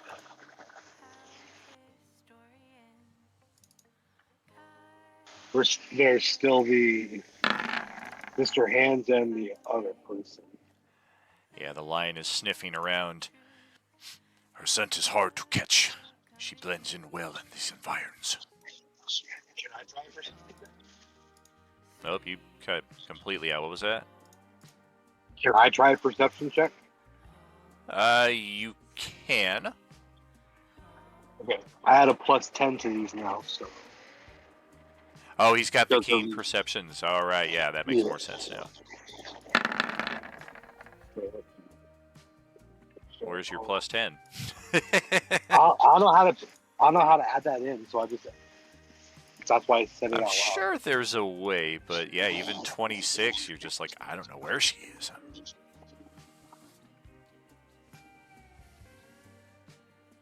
And I'll end my turn there. All right. So, Varys, if you go to the little cog next to spells, and you scroll down to perception, there should be a +0 next to it. You could put, or plus whatever, you could put your +10. That's going to be Krill's turn up next. Oh, I see it. Thanks.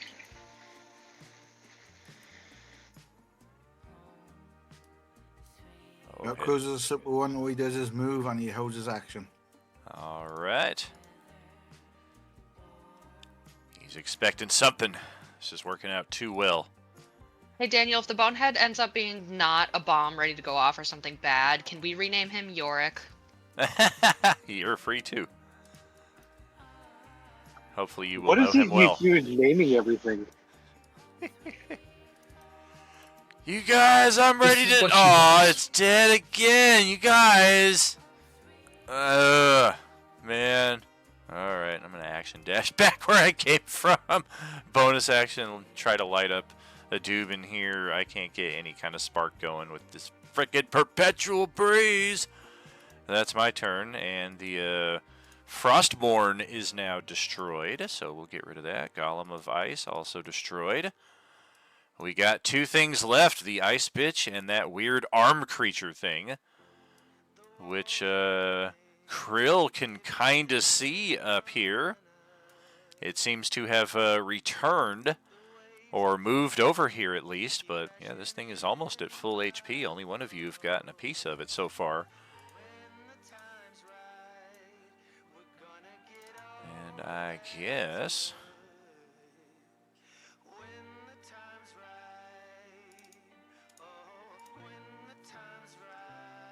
let's bring ourselves, just kind of float over in this direction.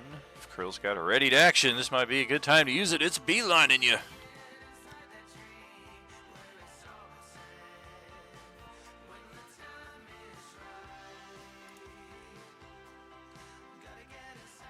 Yeah, I'll use my action on him. Man.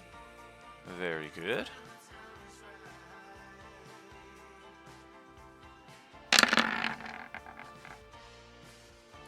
Solid hit right there. 19 AC. No of resistance to non-magical damage, so we will take all 21 of that. Solid hit there. This thing seems to have a lot of HP behind it, though.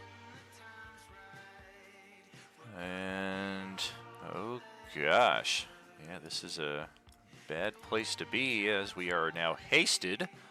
And we'll take our double movement to get a little closer.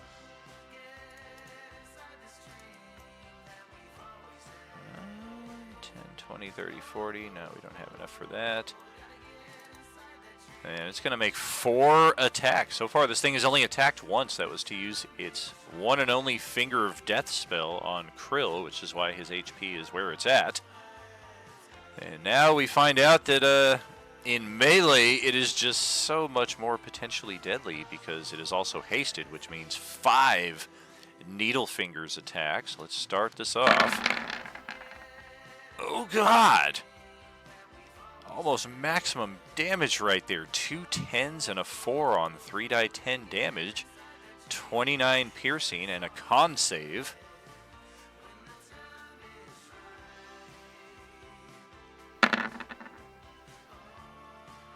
Oh dear. On a failed save, we can inflict an additional effect upon you. Do we just take the effect? Oh, we're going to burn one of our last hero points there. Technically, they are now force points, and you would get 2 die 4, or 2 die 6, take the best of 2, but that is good enough. We're going to try stab you once here. Thankfully, you don't have to keep making that save every time, but God, the damage! Oof. Third attack right there. We'll take a breather for a second. 29, 49, 52, 76 damage so far if you don't have any resistance to the piercing. You got an uncanny dodge in there, I'm sure, but that's only going to go so far. We got 2 more of these attacks coming at you.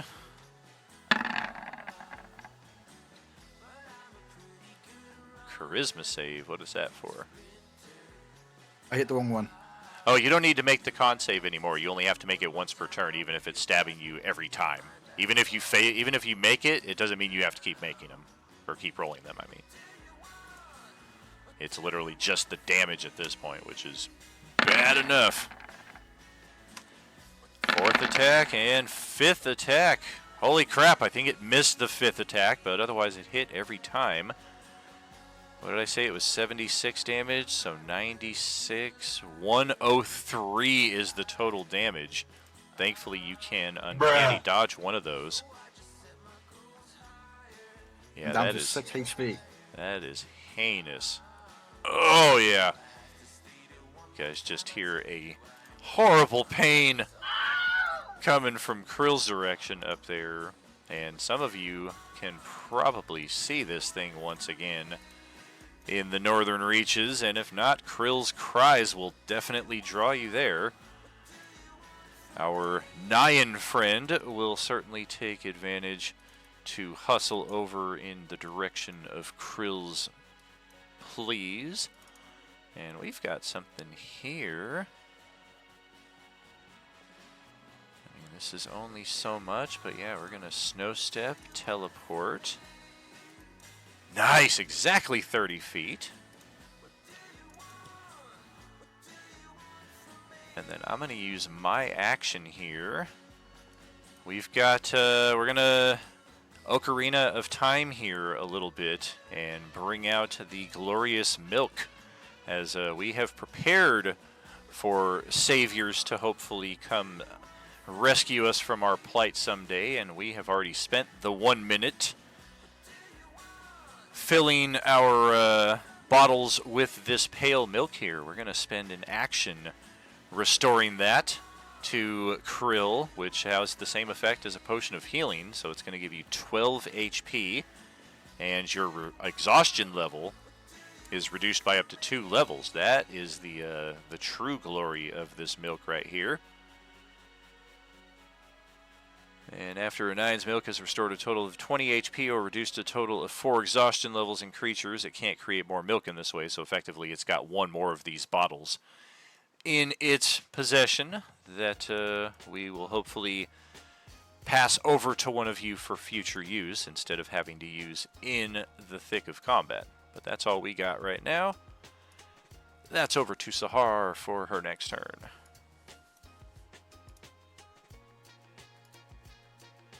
Alrighty, I too am going to move to assist.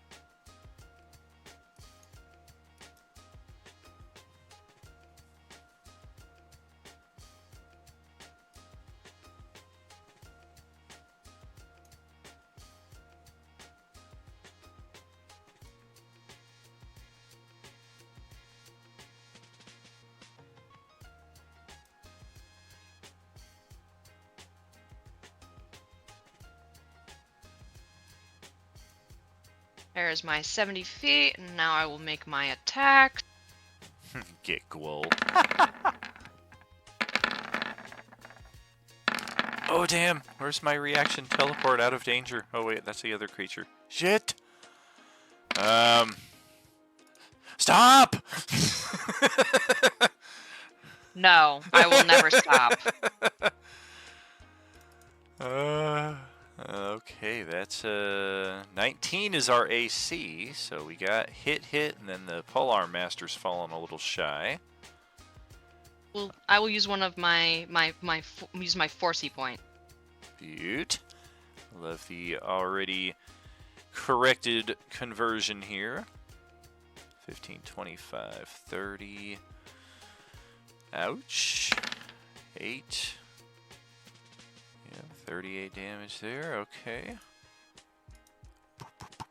Ow. Yeah, that hurts. I get the whole reason why the force point was added because it sucks in the hero point to just roll 1. But so far we haven't rolled lower than like anything close to that. Oh yeah. Since you made force points, I think.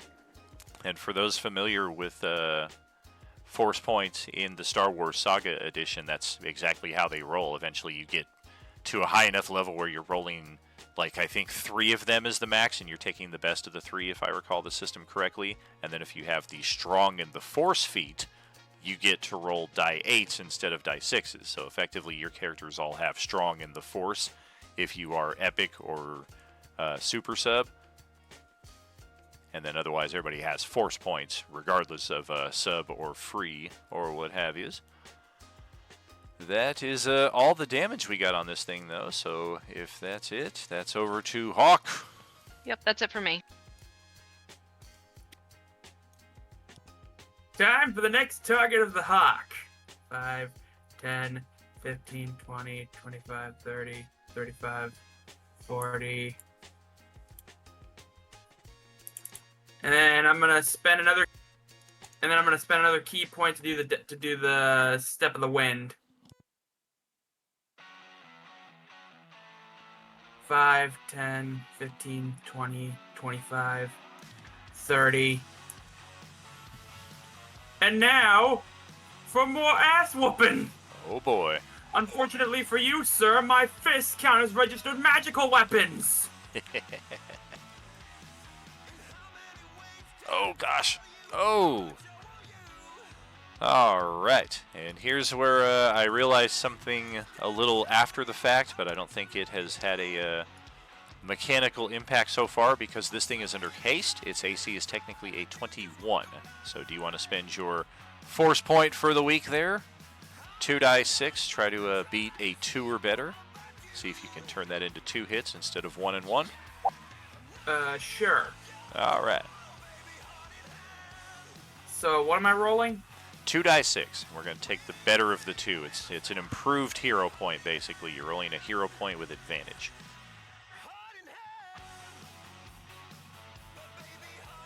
But now we call them force points. And look at that. It would have been a 1, but instead it's a 5, which means 2 hits out of 2 for 18 damage. Woo-hoo-hoo. All right, we'll get it. Yay! And now Yeah, it is for me. time for Ice Bitch. Damn it, they keep moving. Okay, 10, 20, 30. 10, 20, 30. Sure. I think that's what we're gonna do.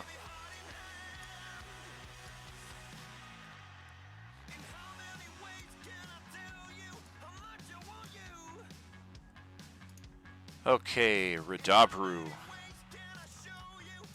Carl, Elaric, and Varys. Return to the familiar. Charisma saving throws or be blinded for an hour. These snow flurries kick up in a big way down here in the southeastern corner. Charisma saving throw. Remember, the people that I gave Bless and the people I gave Emboldening Bonds, you get D4s added to these. I should have reminded people. Yeah, about I'm gonna go with the D4 before I do the D8s.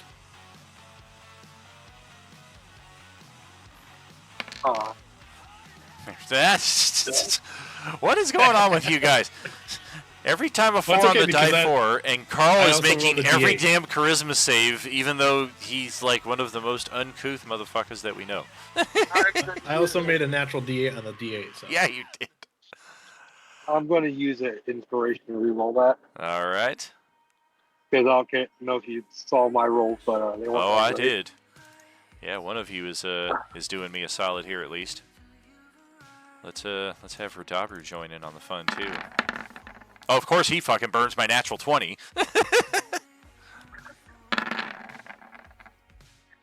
17 on the money. And all right, that's another round in the books.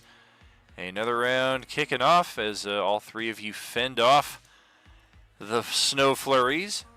That is also one less round of Bless. We are starting to run out of that.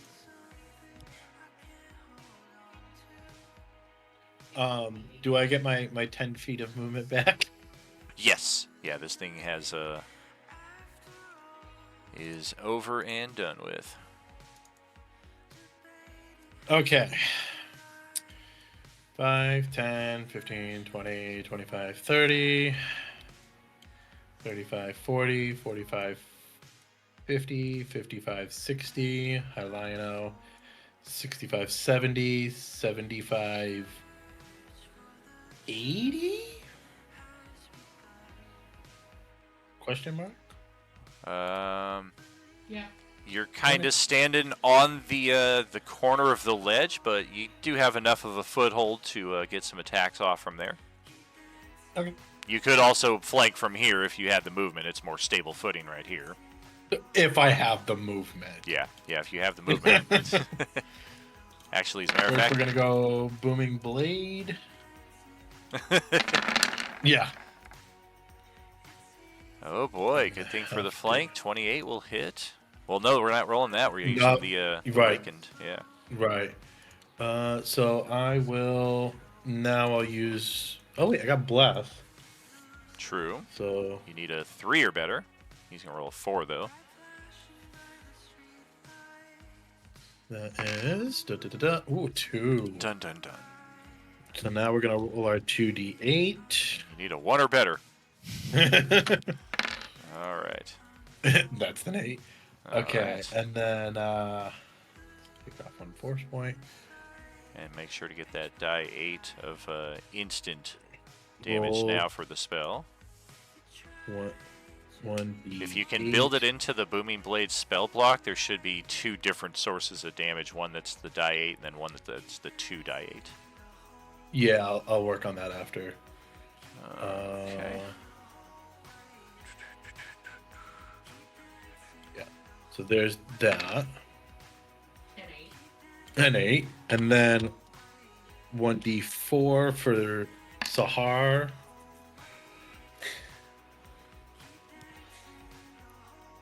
So let's see, that's 10, 21, 29, 32 points of damage. Ouch. And Some of it we don't take unless we move, so we'll get the. Oh, that was the 32 without there. the booming blade. 8. Right. Yeah, I have to make sure I'm accounting here on my side. Yeah. Yeah, and then I think that will. See, no, hold on. We got to take our 9 points. That brings it back up to 70. And then I will take a Supreme as a bonus action. Which Jeez, is living large. It's gonna give you Which is what? 15 extra HP than you need. 10 die 4 plus 20. You're gonna get like 45 probably. While you do Plus that, 20. Carl can take his turn. Oh yeah, and 12 to 42. spare.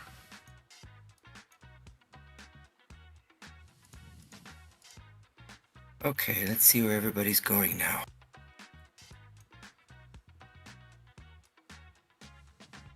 Everybody's over here now.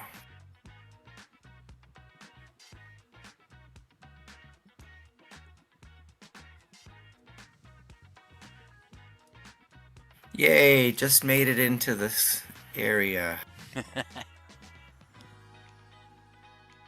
Okay. Here we go.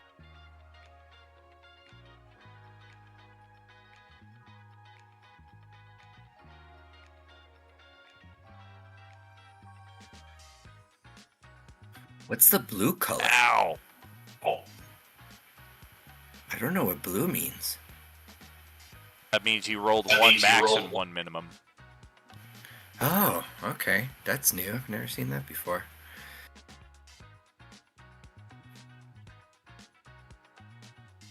Okay, and I'll add my 3d4.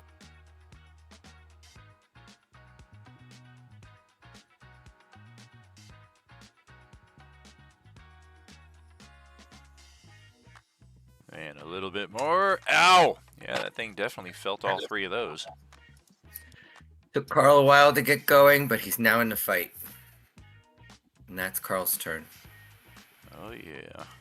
Okay, Varys, over to your turn. Okay.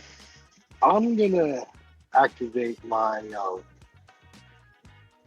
my boots of flying into hover mode basically. And do I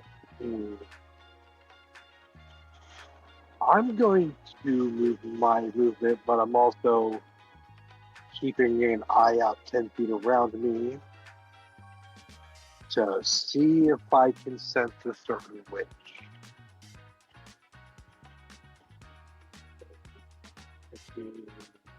Yeah, you keep searching there. You ain't never gonna find me. I am nowhere. Oh shit! You found me. I'm right here. Cool. So there's that.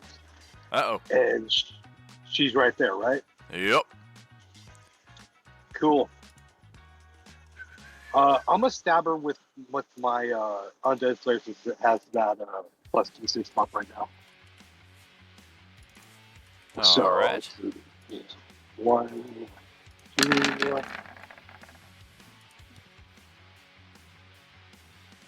Do both of those hit? They do. Okay, so I'll add my 2d6 on top of that. All right.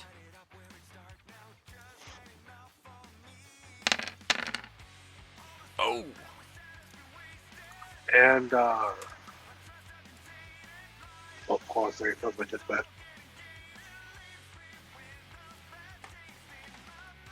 Remember, we are All now right. playing rules as intended, so if anybody has see invisibility, you can see this bitch. And damn, I finally found you, you lady. Action search. So 2 more stabs. Hey, Kimberly, what's going on? Welcome. Burn. So 2 more stabs because I burned action surge. All right. Oh, 15 misses. Oh no, 15 is on the money. That's my AC as the in this form. Okay, then plus 2 more d6. 4th damage. Okay. And then I'll call out, I found the ice lady.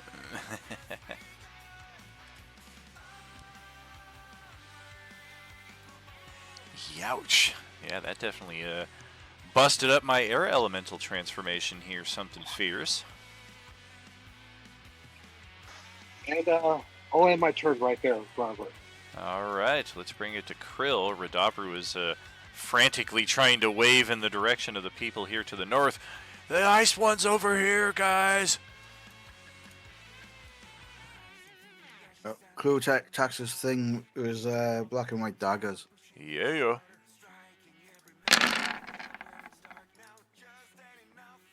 We are not undead. A little bit, anybody who's dealing extra undead damage. Nothing here applies positive or negative. We do take all of that plus the sneak attack there on the first shot. 224. 25, 34, 40.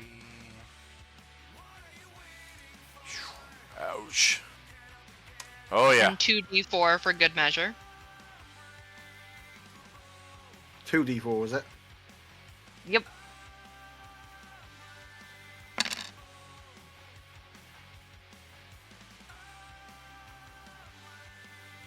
Good. All right. As a bonus action, I drink my supreme healing potion. Bitchin'. 10 die 4 plus 20 brings it to Red's turn. And we are very excited to get our first action of the session in here. Step right around the corner here and get the flank on Varys. Once again, he is just all kinds of confused. I thought you said she was over here.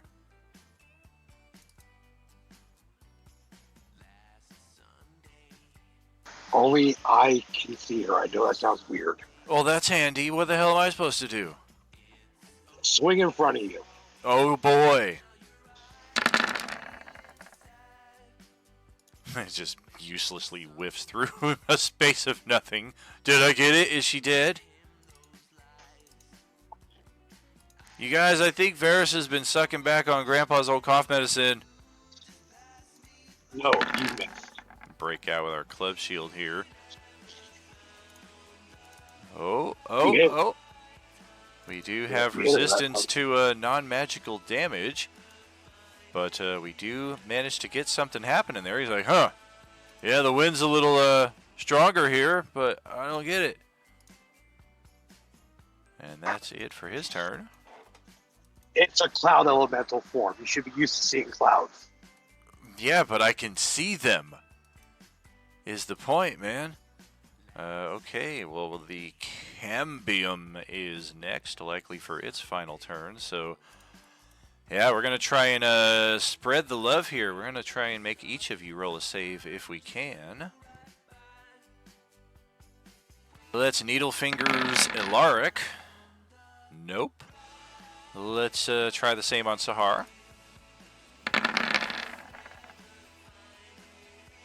I don't know. Just barely hits, but he is going to take 1d. 1d what now with the who? 1d8 from Clawguard. Oh, okay. So he'll take 4 damage as my claw guard activates, and it roars at the. Fair enough. Rawr. We'll move on to the Hawk with our third attack here. Oh dear, we needed that one on a lark. That's going to hit Hawk by almost twice their AC. And final attack on Krill, or fourth attack on Krill. That's another solid shot right there. So we hit Sahar, Hawk, and Krill. We have an extra attack. We'll send it back up to Alaric. Oh, rolling low again. Will you? Yeah. So the three of How you much that got... damage am I taking? Let's see, 24 for Sahar, 25 for Hawk, 25 for Krill, and con saves from each of you.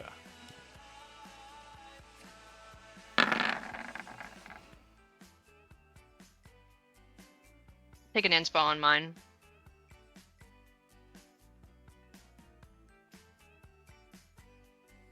Oh dear. Well, Kyrios has not used your inspiration yet for this session, so you could re-roll that entirely. Yeah, I'll do that. See if you can get better luck. 17, that's what you needed on the money. Or no, 19 is the DC, I'm sorry. 17 was for the blindness, so You anybody... can take a force point from me. A die 8. You need 2 or better on 2 die 8.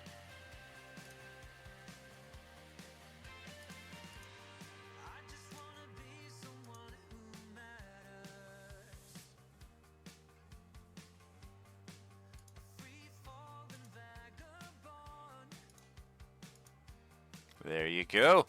Yep. All right then. No anything in that respect, and since I'm not likely to survive, we'll just bring these out here. This is definitely the, I think, the more nasty of the two. The imbalanced humors. No healing until after your next long rest. Confusion for 3 die 6 rounds. You do get consecutive saves to try and shrug it off. The melancholic flux. You are incapacitated and slowed for 3 die 6 rounds. The phlegmatic flux. A con save will negate this effect. It means you gain 1 level of exhaustion for the foreseeable future. So yeah, this thing definitely had some nasty tricks up its sleeve. And our lion buddy here is, we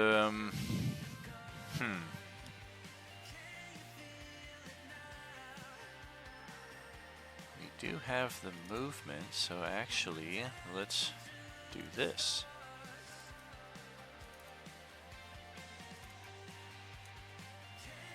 All the way around. Actually, we can only get to here, and then bonus action, teleport to a space that has snow for another 5 feet. And now we've got a flank attack. Bite, claw. That's a miss and a miss. 20 is the closest we got there. I bestow upon you, lion, a force point.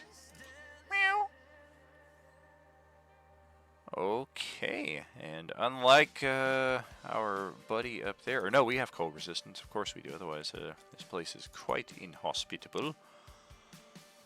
But still, damage is damage, and this thing doesn't have a whole lot of HP left. That's going to bring it to Sahar's turn.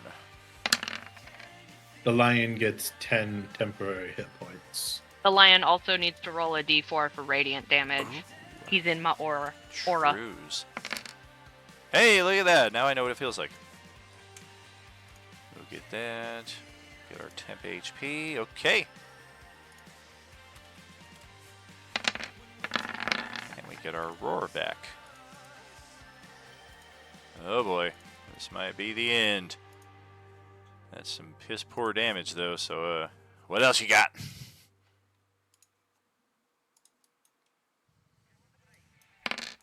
Oh, damn it, foiled. And this thing is a fiend. It does not belong here. Its body vanishes in a puff of sulfuric smoke. It actually does not die. It just wisps away back to whichever hell it came from. Probably the frozen level. And then I will be using my movement to scuttle back to the south. Oh, did you see me scuttling? I was all like, whoop, whoop, whoop, whoop, whoop, whoop.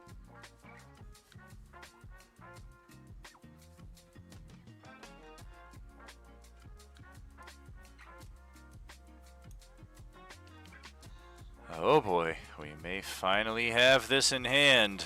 We will see, we will see.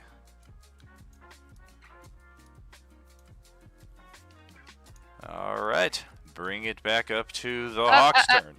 I can still do that. I can still do it with. Actually, can I still do a thing? No, I can't. Okay. So I'll end my turn there. Never mind.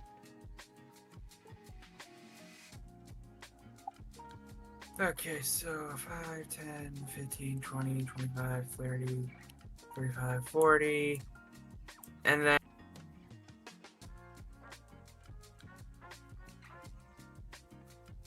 spend another key point for another step of the wind. 5, 10, 15, 20, 25, 30, 35, 40. And Around likewise. this area, right, Varys? Right. Something.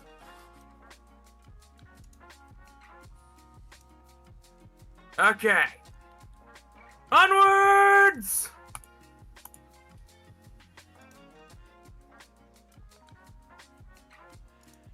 Oh, even at disadvantage with the flank, that is going to be 2 for 2, and you do count as magical, so ouch! Yeah, that hurts. And another 2d4 because you are in my aura. I got close enough for that at least. Woo woo. One more of those babies. We'll take it.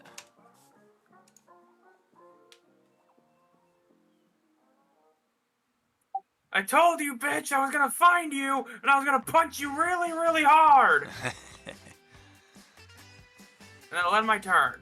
Oh boy, it is her turn. All right. Boom, boom, boom, boom. That doesn't help. That doesn't help. Jeez. You guys are making it very difficult. Resisting everything that I do. I'm gonna do this. Infinitely. Yeah, So I now think, we can just see her, right? might as well. Yeah, she is dropping the air elemental guys. Dropping that. And here we are at last. All right, damn it.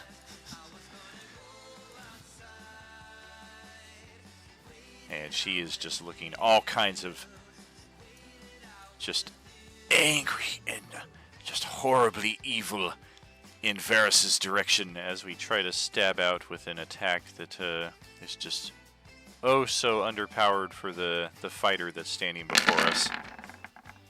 Oh god, tink tink, just bounces off armor and shield, and that's all we got. Yeah, once you get through all her bullshit, she ain't so tough.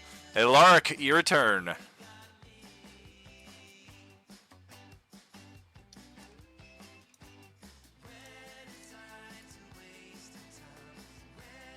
Alright, so let's do this. 5, 10, 15, 20, 25, 30, 35, 40, 45, 50, 55, 60, 65, 70, 75, 80, You sound bored counting it out.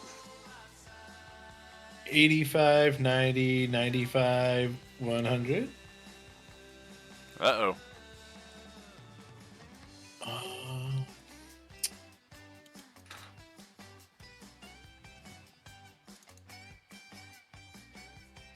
Booming blade.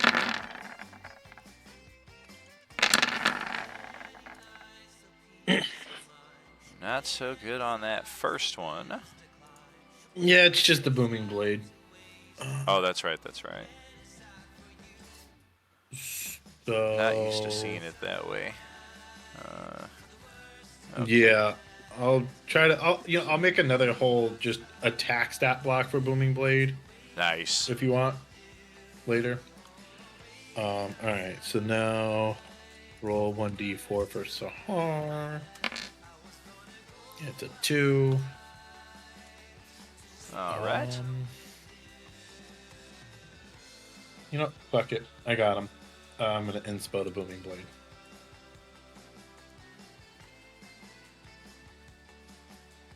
Well, the booming blade already hits because it's part of the attack from that you're rolling Yeah, after. part of that, your right? weapon. You get those immediately. You can see it. The one you- Right, but the 9 if she moves. I don't think she's gonna. If she moves, she'll take 9, but you already do one. You roll 1d8 now because you hit with your attack. Right. Right. 1d8. Okay. Well, the fact of I don't think she's gonna move because I think she's just gonna die. She It's might not move. Looking good. She might move. That will end my turn. Yeah, she might turn invisible on her next turn again. So this is a rare opportunity potentially to catch her unawares. That's over to Carl. He's gonna Yeah, need but to she's think. got all of us before her move. Right. Yep, Carl's got enough movement to skirt around the stalagmite here and break her cover bonus. That's good.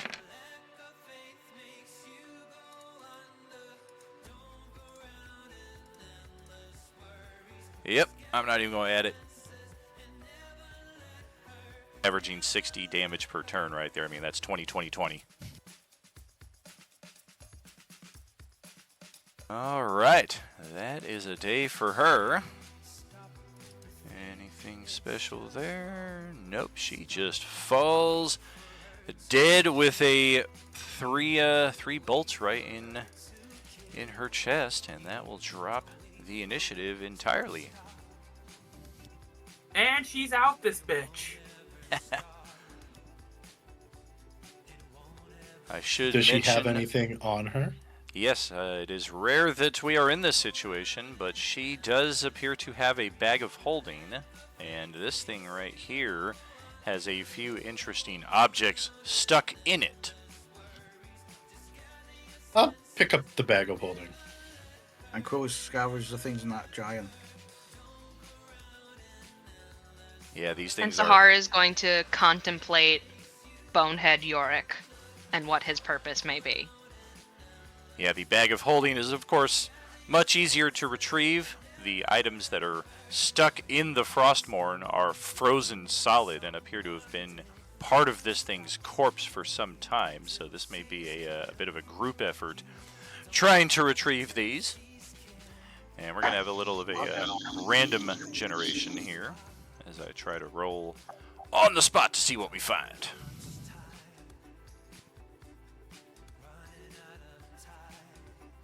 Well, let's see what the hawk digs up with his mighty strength.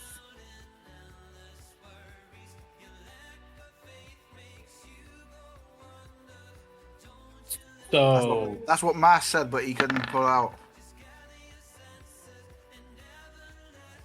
How in the hell did you roll that on a D1? He had one item, one copper piece. Oh shit! Ooh, that is a solid one. Would have gotten this result on a few different options. Let's see, which one to use the lucky one? 1, 2, 3, 4, 5.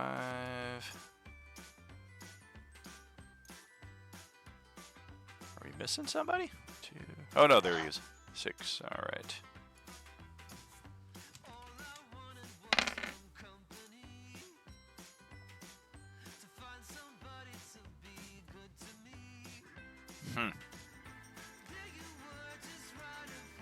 Very handy.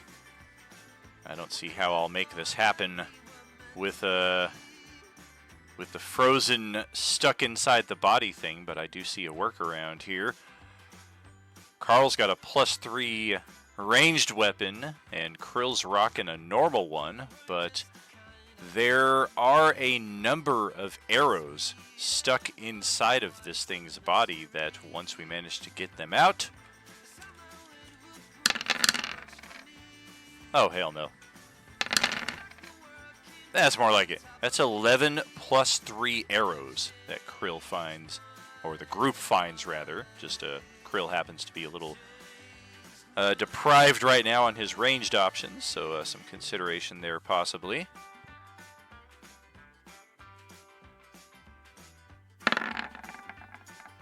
Apparently we're just going to roll 10 higher each time now. Carl's interested in the +3 arrows. Uh-oh. I shouldn't have said anything. It's like a...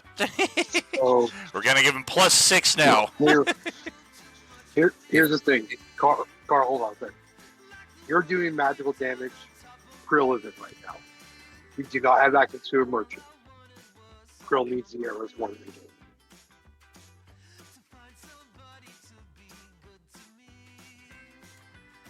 Because if we want him to do long range damage and actually penetrate magical resistances, he needs those magic arrows.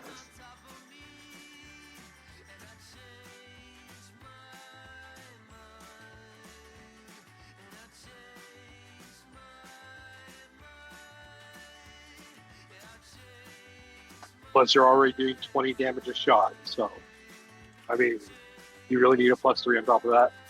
There is also a +2 spear wedged into the leg of this creature. Not sure. I'm sure a lot of you could make use of that, but that is also another item of interest that is located.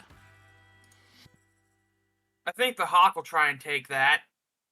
Well, if Carl sees that there's 11 arrows, why don't you just split it? I'm saying that's between you two because, like I said, you both use arrows. I have this dainty little hand crossbow that, as soon as I'm out of arrows, we're not tossing. So, that's between you and Krill, but I would suggest that Krill gets them just because he needs them for to be able to do long range magic damage or long range actual damage. No, Quill doesn't mind sharing. What's that? Quill doesn't mind sharing.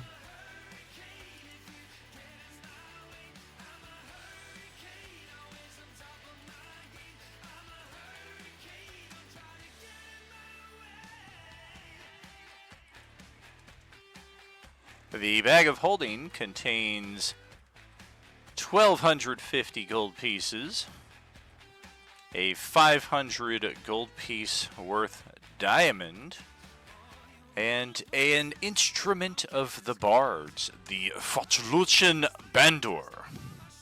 Contains a number of interesting spells within its repertoire for a bard who is able to be proficient in such. There's also, of course, the bag of holding itself, which is its own little treasure.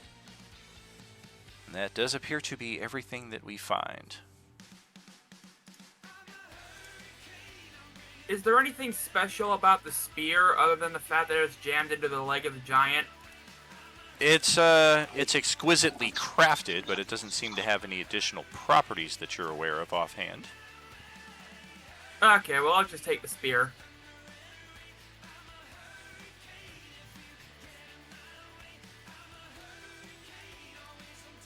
Yeah, Quill gives Carl 5 of the +3 arrows. Beaut. Carl says thank you. Where's our lion friend? We're still chilling out up in the north.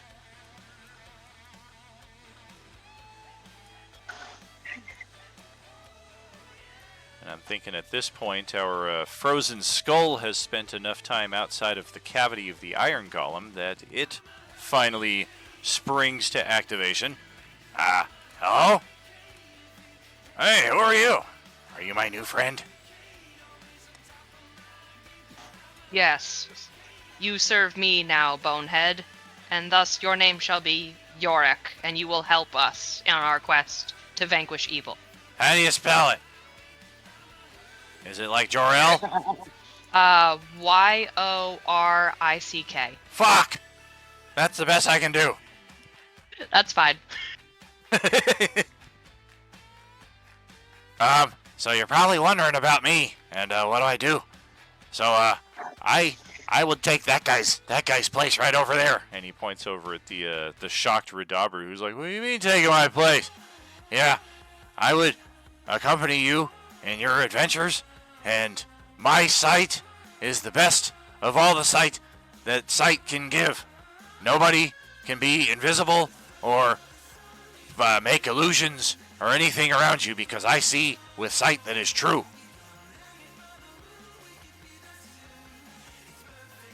That Do I sounds see- mighty do I- helpful, Sir Yorick. Do I see anything around this floating bone with my blind sight? Do I see anything special about it? Nothing unusual that you wouldn't expect to see with your blind sight. It registers physically there as anything normally would. Okay. So we would be trading. You want to take Red's place? See, I I also am in direct communication with the man that you guys know as GM or HP or Daniel or whatever you call him, and your group can only be afforded one NPC slot, and it's either me or it's this guy or whichever of the other NPCs. I know you got that Bat Marl that everybody loves, and you got the basketball guy.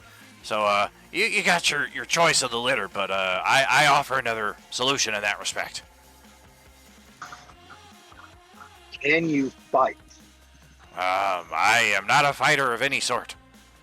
I am a scout, a pair of eyes, and an early alert system. Okay, sidebar group. What are we thinking? Do we want to have? Wait, how far out? How far out can you see with your true sight? I can see 60 feet. So, group, do we want a 60-foot early alert system or another person that can do damage? I'm going to do a little gardening here in the background. Put us on a BRB while you guys make this decision, but we are still live, so feel free to continue. Thank you. I would rather somebody that can fight. Yeah, I think for now maybe we'll send Yorick back to home base. Have him keep an eye on things there for anything suspicious. But the thing I will say is, like, the bonehead would have been helpful way earlier, like 3 battles ago earlier. That's what I'm But- saying. Like, that would have been extra helpful 5 minutes ago. Yes, but like the whole thing with Rodabru is obviously he can hold potions, he could grant advantage, or he could grant flanking when he's attacking with us. But anything else? I agree. We'll keep the team as it is right now. We'll send Jorik back to base, and if we reconvene and we decide that we need a scout, we'll pick up my flaming bonehead boy. I mean, to be fair, I feel like as we've seen in this battle, Rodabru is kind of slow. Okay. Yeah, well, He's getting in on the action, anyways. He can still fight though. Yeah. He has that Yeah, radiant he warhammer. does. That's helpful against the undead and vampires, and we've been running into plenty of them. Not recently, but we Yeah, know we where all- we're going. And at least for now, we always have the chance of returning back to base and switching out our NPCs. So for now, we'll keep red, and if it changes and we need another skill set, we can always swap out later. Alright, sorry. No, Yeah, everybody's opinion plus- matters. Plus, I mean, as of right now, there's a 10 feet blind sight of all times. It's not true sight, but it's blind sight, so that's something.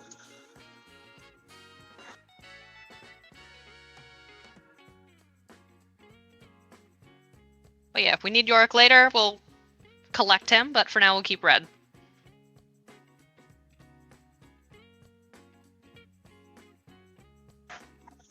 God, remember when we didn't have to worry about an NPC cap? We had like 6 people rolling deep. Yeah, and then we let 5 of them die. It wasn't that we let 5 of them die, it's just that 5 of them just got injuries. If it was the Oregon Trail, they would have died of dysentery.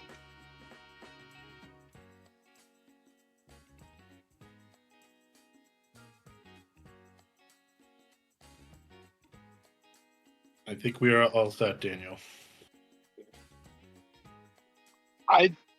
Hey, Krill, I don't think you need to worry about drinking the potion of supreme healing because we're still regenning right now. So if enough time passes, you'll probably get to full health.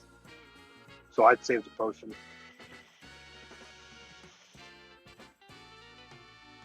Okay, no problem.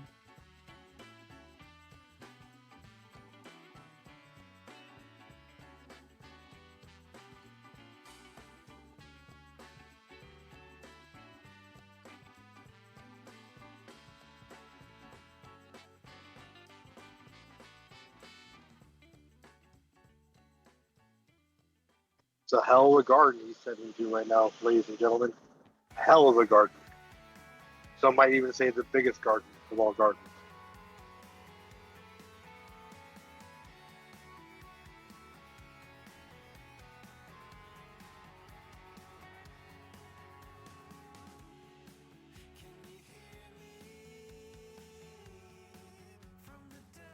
If anything, we send Yorick back to HQ with the sole purpose of keeping an eye on Batmarl and make sure Kubrick doesn't turn him into a vampire.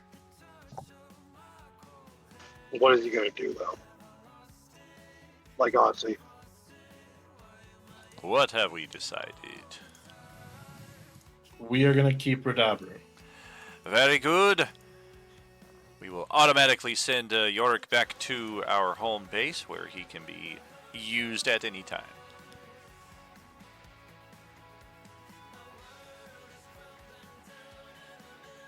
I.e., next time we take a long rest, we always have the option to switch out which NPC is with us. If we encounter a new potential one in the field, we have the potential to swap it out there. The other one will use a limited use ethereal bulb to make their way back to home base, so we don't have to worry about the logistics of, well, now we're going to send Radabru hiking out into the wild by himself. We don't have to worry about that shit. So what are we thinking? What's our next move here? Find the exit. This is true. Let's talk to the ice kid. Maybe he knows where the exit is to keep going.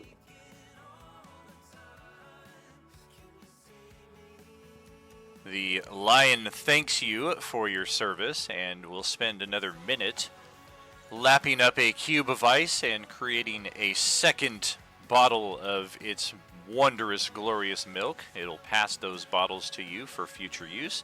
They heal 2 dice 6. They restore up to 2 levels of exhaustion.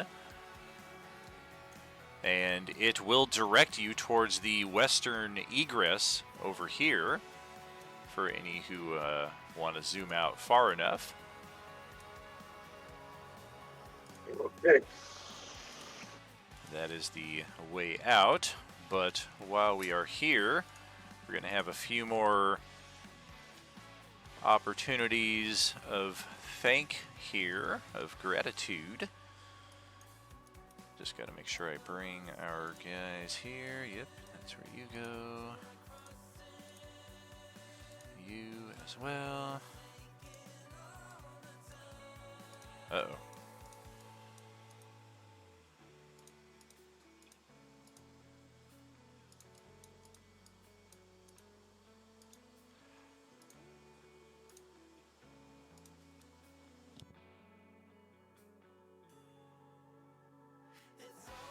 I guess I gotta do this one at a time. Bring back our hedgehog friend from level 1. And cautiously, our little hare folk from level 2. Not to worry, Ice Bunny. The shifter is not here.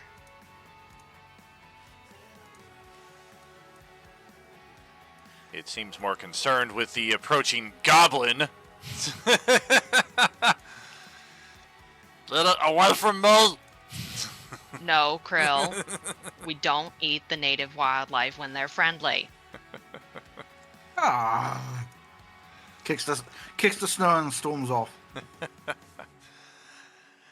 We will, of course, have enough time for everybody to regen back up to full. 3 HP or 9 HP or 19 HP per round, whatever the case is. We got more than enough time here to get that restoration. And our hedgehog friend here was already impressed enough with your activities on the first level that it already turned over thousands of gold worth of gems and jewels to Carl. Our harefolk friend, however, required a bit more proof of your group's nobility and has been sufficiently impressed by what it's heard from the hedgehog as well as from our Nyan friend. The Lord of the Ice Caves has been restored. Our harefolk friend is quite the scavenger, and we're going to do a little randomization here just to see how much it's carrying on itself. Oh, baby. That is choice. That's a pretty much maximum result right there. That is... It brings out a tiny handkerchief from its possessions. It's a solid black handkerchief that it rapidly unfolds, lays out onto the floor, and reveals as a portable hull. This portable hull contains some 9,000 gold pieces worth of assorted coins and gems and jewels that it is pleased to turn over into your possession for thanks for restoring its home back to its rightful owners. If you guys want, I can put that in the current bag that has the 1,000 pieces, and then we'll distribute that after. That works for me. Work for everybody else. Can Crow try to nick the portable hole? You can, but it doesn't. It seems like the hole is part of the deal. Oh, shit. Do not put the portable hole in the bag of holding. Do not put it. Do not. Do it. No. That is guys, crap. I don't think we need a portable hole. Do it. We have a lot of bags of holding. I'm currently holding 2. I've got 3. Why? I had 2, but then one fizzled out. Crow's only got 1. I think we're good on... I thought the bags of holding were exempt. They are. Unless you bought one from the merchant. I know a few people bought, because they were only 250 gold, some people bought extra ones, but most of them should have been gained from the community downtime. So if we don't need the portable hull, we will graciously allow the rabbit to keep it so he can keep scavenging. Yeah, or put it in a bag of holding. Yes. No. Yes.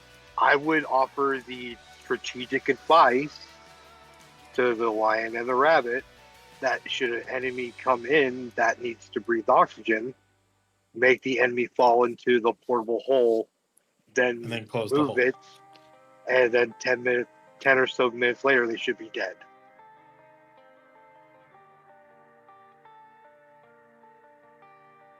And to clean it out every once in a while because it'll get bad. Just as a suggestion. Folk seems a bit alarmed that that's the prospective use of the portable hole. It seems to have never considered such horrors. Would you Or, rather... just keep collecting stuff. You do you, bunny man. Yeah, I will say, it is even though it's good for storage, it's also a good trap. Somebody's been watching that Asian kids TikTok videos, I think. Don't judge me. I haven't brought any of his characters in yet, unless you want me to be harassed with the Aarakocra cleric by myself. Yeah, good Just luck be with the that. longest most game of your life. Good luck with that, because I do use the stock monster settings.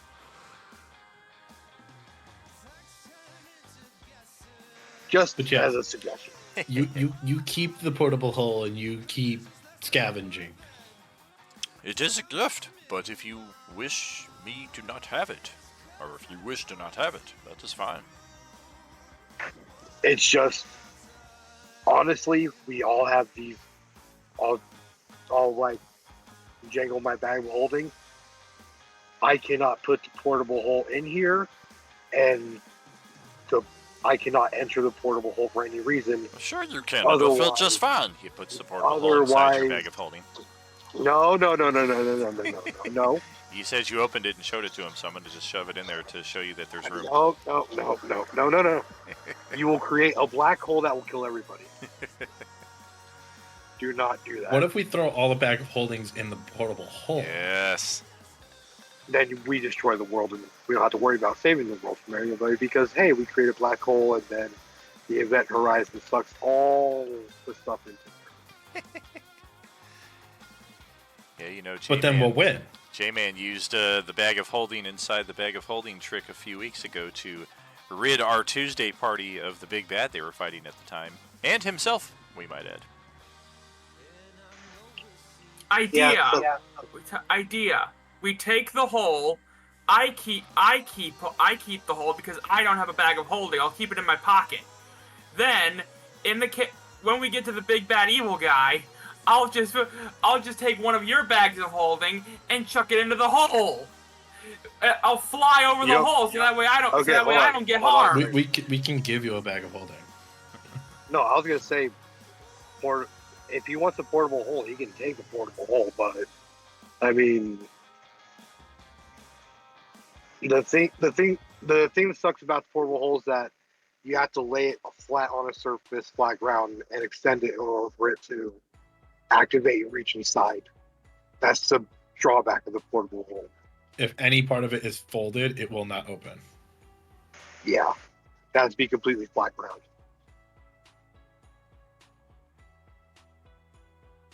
So like I can't just drop something into it.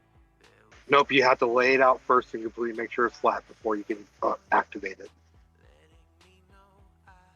It's like those black circles in old cartoons. You know how they like take the black circle. I think you guys aren't hearing what he's saying. He's saying, yes, lay it out on the ground and then get the villain within the vicinity of it, and then he flies overhead and drops a bag of holding into it like a bomb. Yes. I'm not going to yuck your yum. If you want the portable hole, come get it from the rabbit. Do not peck at the rabbit, though, Hawk. I'll take the hole. Yeah, we'll gladly pass it over. Seems like it's not really of worth to this creature. It definitely understands the usefulness of it, but this creature seems very content at its rather barren frozen cave here. It doesn't really seem to have any use for riches aside from as a curiosity and as a means of gratitude. Well, thank you all for the hospitality of the cave, but I guess we have to go save the world still. Take the passage to your west.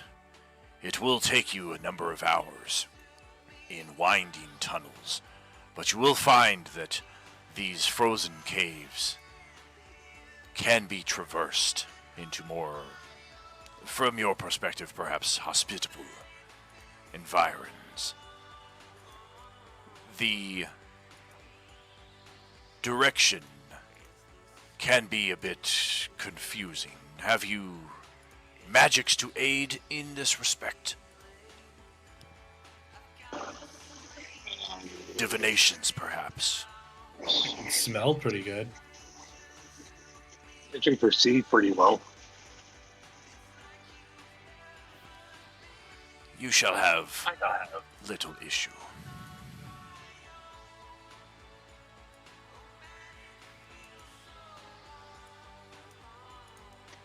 Alright, then let's continue moving. All Agreed. right. Let's move indeed. Let's bring Radabru with us, and let's...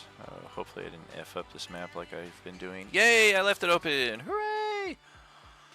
Alright. We're going to roll some random encounters. See if we happen to come across anything else in this cave. You never know where oranges might be lurking. Frozen or otherwise. That's right. And it's indeed as the Nyan foretold. It's about a 4-hour trek through these frozen winding tunnels. Occasionally they branch out wide enough for your group to be able to stand more than one or two abreast. But for the most part, it's pretty tight confines as you try to make your way out of here. And that will also be the case when we enter the next area of the map officially. And I'm going to need a marching order for this. I'm going to preface this with, we are not aware that any combat is afoot. It has been the better part of an adventuring day since we have traversed from the last combat. We have no reason to suspect anything is here. Some of our characters do have the ability to detect ambushes, danger sense, and what have you. That notwithstanding, we'll cross that bridge when we come to it. But let's get a marching order, And let's get onto the map before we begin any mechanical interactions. Carl will go in front. I think Varys and Alaric should go next. I will use Agreed. the marching order that we're setting up here. It's going to be the same 10-foot wide passage. We're just going to be entering from the north side of the map instead of from the east side. So I'll just copy this order over, turn it on its side. Go ahead and stack your tokens up as we're entering.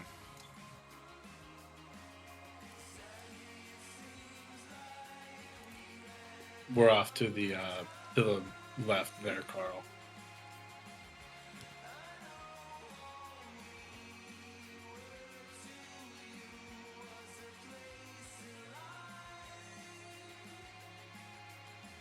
Carl. Trying to find you guys. Oh, south and west from your position there, you'll get them.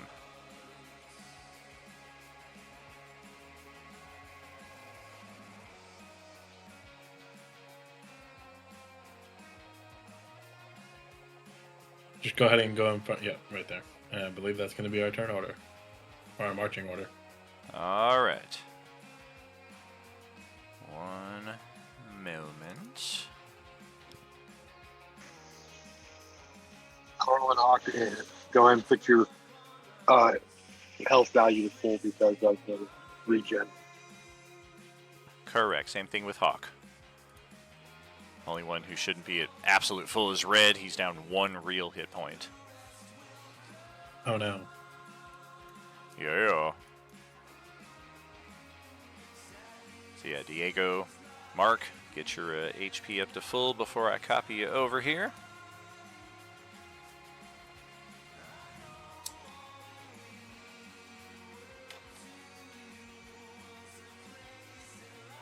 Did we take a rest, or Excellent. or is it just time passes? It's it's the passage of time. You still have the 3-point regen temporarily for the Streamiversary subscription bonus stuff. Yep.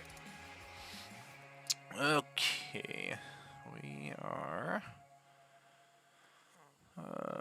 No. Change it.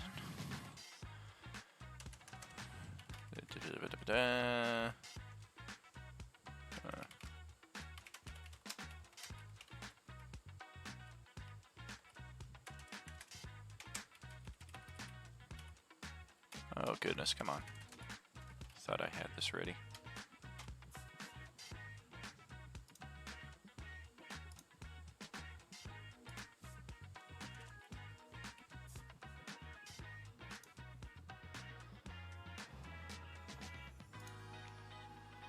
Oh yes, oh yes. He's going to get nasty. If any of you didn't catch the little segue into this event that was posted in your Orange Enemir text chat the other day, might be a good opportunity to go refresh yourself on it, but either way, we're going to discover very quickly just what we're looking at. Let's get your stuff copied. So I'm gonna start drinking more sparkling waters to try to lose some weight, guys. I got 4 choices. I got blackberry lemonade, key lime, blue raspberry, or cherry limeade flavor. Which one should I try? I like that last one. Blackberry? Yeah, let's do the Yeah, cherry blackberry limeade lemonade. and cherry limeade.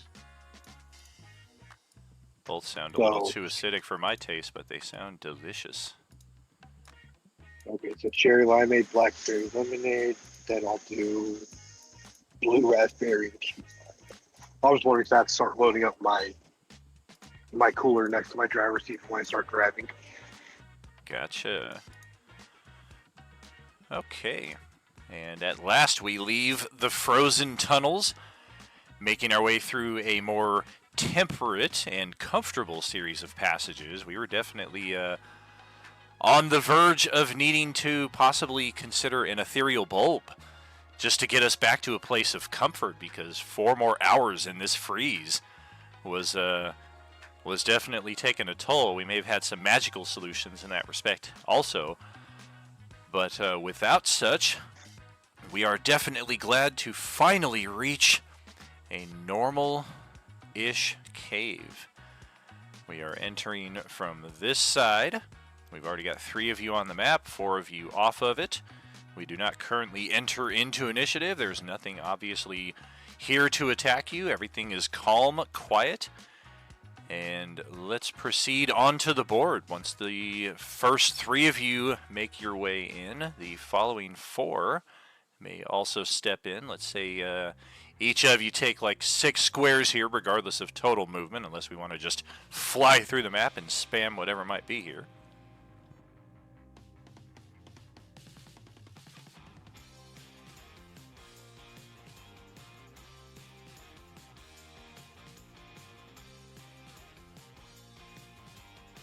Should be able to drag your token in even off the map. I didn't cut off the border of the map like I've been doing. Open cave, and yeah, a very interesting rainbow wall here blocking a path to the south. Doesn't seem like a whole lot of line of sight beyond that to anything.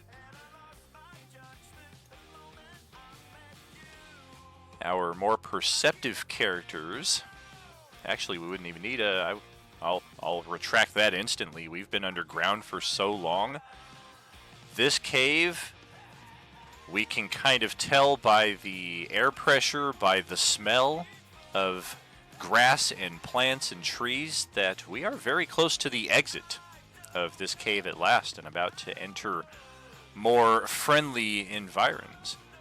But I mean, we do have a very interesting wall here in front of us. I'm pretty sure I can see everything with my passive perception of 29.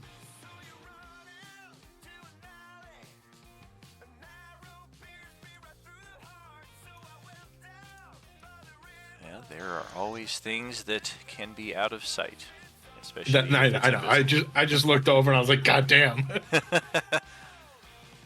Does that rainbow wall look magical? Oh, definitely. It's radiating a great buzz of magical power, and it extends from floor to ceiling. Lick it. No. Can I do some type of intelligence check to see what kind of... You can roll an Arcana.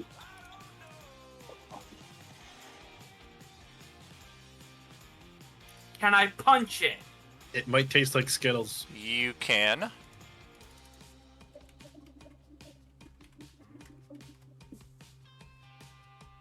Well, I got a 7. I'll spend the inspiration and take the 17. Alright.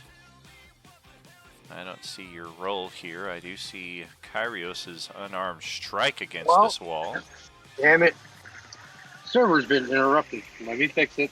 Hold on a second. Hold 1 second. We're going to resolve this one.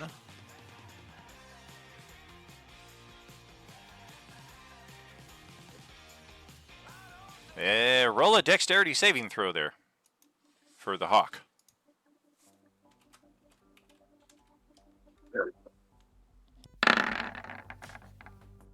Did it come through now? It did. All yeah, right. it's what I thought it was.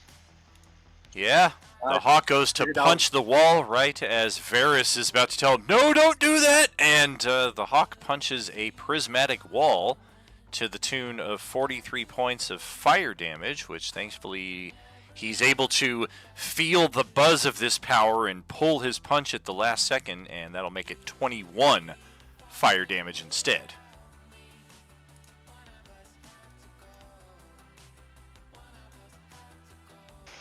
That is a prismatic wall. Do not touch it. Don't try to go through it. And you need high dispel magic in order to even attempt to bring that thing down. I just like jump back, like, oh dear God, it burns my hand! Well, that should be a lesson. Don't go punching random glowing walls. I thought since my hands were magic weapons, I could punch it away. You're lucky you didn't go further. If you try to push through that wall, there's a chance you would turn into a statue. Noted. That wall is definitely beyond our skills to dispel or deal with, so let's just keep moving along and find our way out of here. A tremor shakes through the cave, and a large piece of rubble falls from the ceiling here, crushing Radabru. What the? I was about to say, did you put? God damn it! I was All right, about I'm gonna to say, try what to help happened to Radabaru Radabaru? out. And yeah, he takes a healthy bit of damage there, and you can just hear him underneath there. Temp HP still intact? It should be yes. Even hours later, yeah? Until a short rest. Beautiful. All right, so yeah, that'll take all his temp HP, some of his real, and you just hear underneath, ouch! Yeah, I'll help get guys! the rock off. I'll help get the rock off Radabru. If just a minute!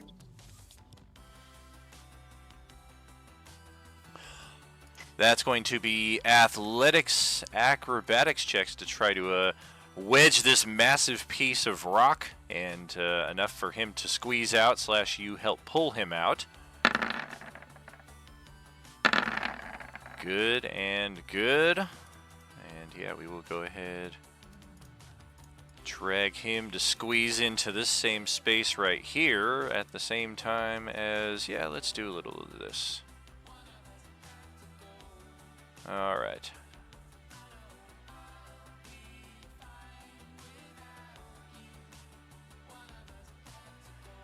Those of you with alert, danger sense, etc., this would be the time to post those. We're going to actually hold it while you were still right here.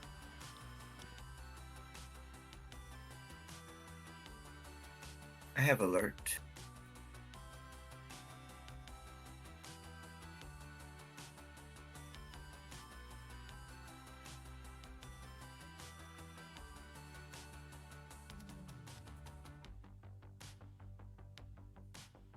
Anyone else?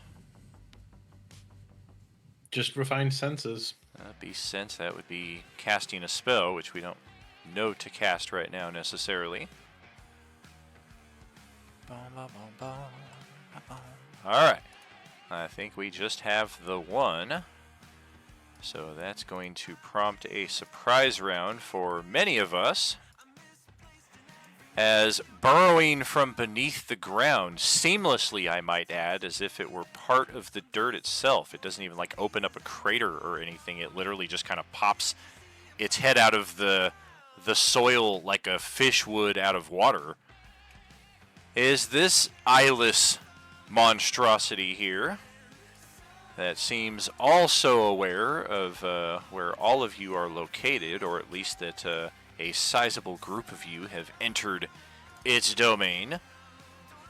We're going to call for initiative at this point for everybody, although only 2 of us get to act on the surprise round, and that's where we'll close it out for the session after we resolve that.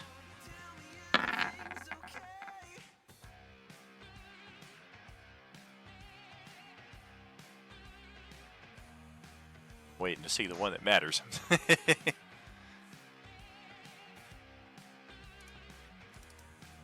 Coral. Oh yeah. I don't see me beating that under any circumstance, so I think I'm gonna get chipped away a few times here maybe before I do anything, but that's okay. Good, you get your Nova round. If I can make it to the creatures. Oh, there he is. Oh, yeah, I can reach that. Okay. Alright.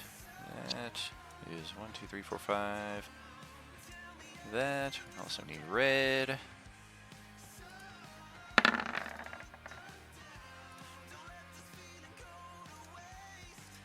Everybody in the initiative that you can see. Everybody looking good. Alright, so yeah, this massive thing rises out, and Carl's already got his weapon in hand and trained over in that direction, so go ahead, take your surprise round here. Let's look up the specs on that real quick. I think it's just as simple as they get to go and you don't kind of thing. I have heard that most GMs run the surprise round wrong, though, so let's just check this out. If you're surprised, you can't move or take an action on the first turn. You can't take a reaction until that turn ends. A member of a group can be surprised even if other members aren't. That seems pretty straightforward. So yeah, the two of us who are aware get our full turns. Those of you who are not get to do nothing. So go ahead, Diego. Got it.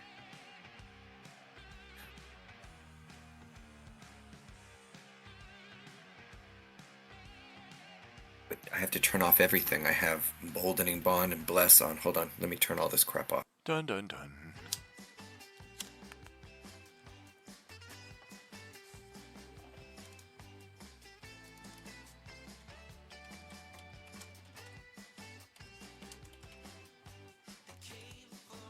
To sharpshooter or to not sharpshooter? That is the question.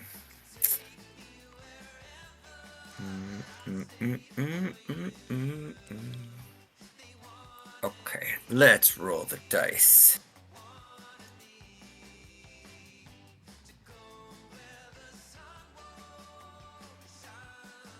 Holy moly!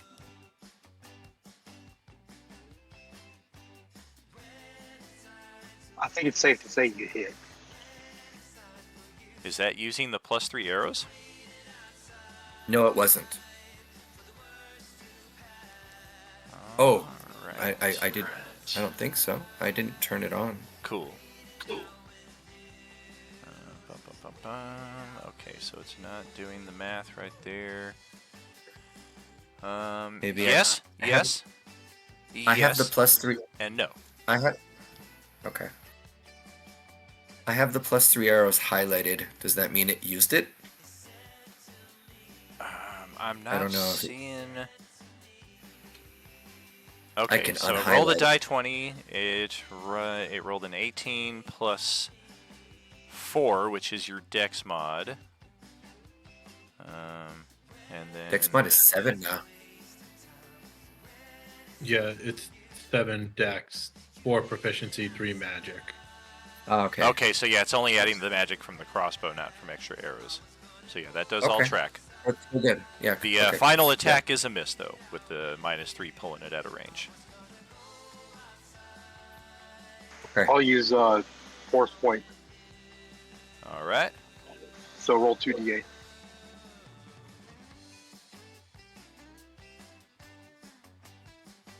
Seven. 7 is good. Okay. I'm going to tally all this one moment.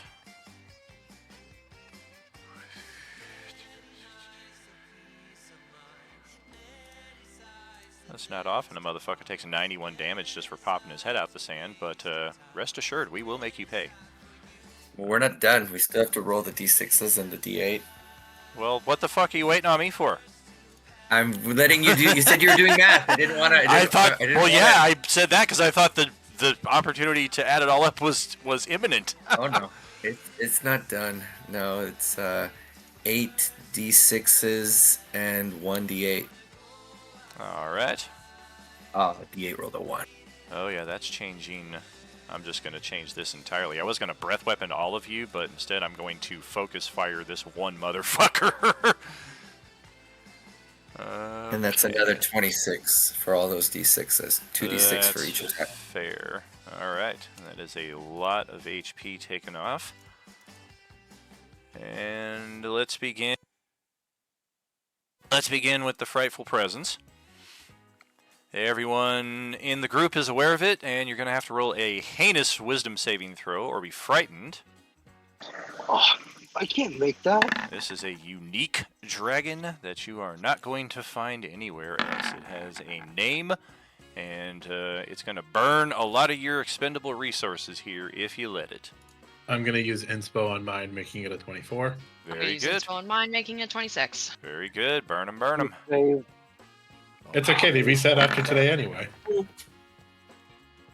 I'm going to use. If you're done a fighting force this thing point. today. I'm going to use a force point to add 2d8 to that. So let's see if I get it. All right. 22. Am I still one short? God damn it. D3 is the DC. Frightened means you're at disadvantage and you can't willingly move closer to it. Son of a bitch. Did you already I'm use gonna inspo? use a force point too. If I'd have to roll a 20. Just That's gonna be just the as a case. quick interjection, a force point in Diego's case, if somebody's not gifting it to you, would be a 2d6. Take the better of the two. Huh. I could try burning your inspo, Cool. but Sorry. I mean, you never know. fuck it, I'll burn inspo for trying to get to 20 to make save. All right. Nope.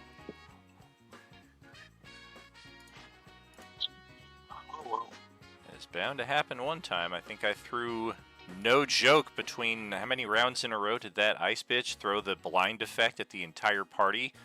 5 rounds, 7 times 5 saving throws, every one of them successful. And then the number of times that you were hit with con saves, charisma saves, over the last 5 weeks, everyone has made every saving throw. I think it's bound to happen one time or another. Yeah. and So I don't- can't move closer to it, and I have disadvantage on attacks. Correct. And then at the end of each round, you get another saving throw to attempt to break free of it. Okay. All right. Yeah, so, I don't have another Twilight Sanctuary to help you out because that would cancel the Frightening Presence. Ooh, yikes. Alright, so that is the Frightening Presence. Then we will take a Bite, 4 Claws, and a Tail attack on the guy that just did 100 HP to me, and we'll try to do the same.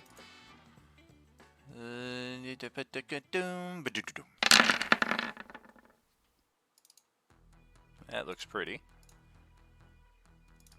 That hits. Follow with the Claw Quartet, or the Claw Superfecta. Do you have any react?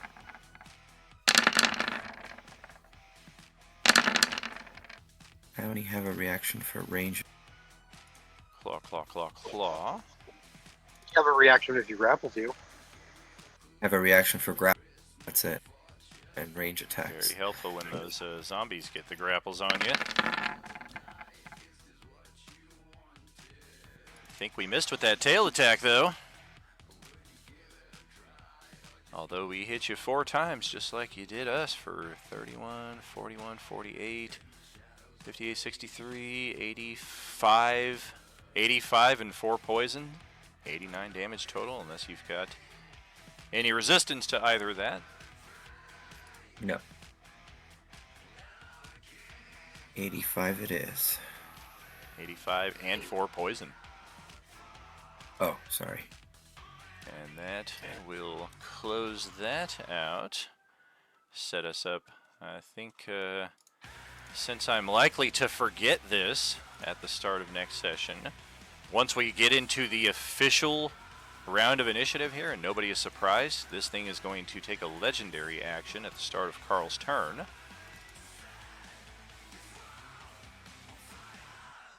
And 2 actions make 2 bite attacks. Oh dear. 49 Sorry, more what is- damage. What is happening? He's using a legendary action right now to do another 49 points of damage to you. Oh, great. Yep, right before the initiative begins and Carl's turn would officially kick off. This won't technically happen until next Sunday, but as I'm likely to forget, I'm just going to burn one of its legendaries right now. We'll all be able to clearly see it tracked there, and Carl will get hit for another 49 there. Did you take Carl's off all the damage? Carl's that Carl got 8 did to hit it yet? points left. Yes, I did. Oh, it's because my damn internet is cut off again. God damn it. Arg. Alright, let's track this initiative, though. We're going to need it for next time, as we have our boss battle Already done? at the end of the ice cavern here before we finally reach the other side of the mountain range, the Hudor Mountains. Great stuff here to kick off the conclusion of our 4th year Streamiversary week. Head over to our closing page here. And we've got a lot more impactful moments ahead for the next 5 sessions as all of our parties go through the same process here of losing a great many items that they have come to rely on in a matter of respects. They also are gaining, in some respects, a knowledge of this mysterious power called the Force. And also, in many cases, as this Cardathi wave of energy seeps into our characters' blood, many characters also unlock new and unexpected, wondrous powers. Stay tuned. We've got a community event between now and later on today as we go through our red card draws. We also go through the final magic items of the Hype Train to divvy out. And then back at 6 p.m. tonight with Stew Crew as we continue the Coalescence Act 5. Thank you very much, friends, for tuning in today. We'll see you next time. And as you know, there's no RU without you. Have a good one. Good night.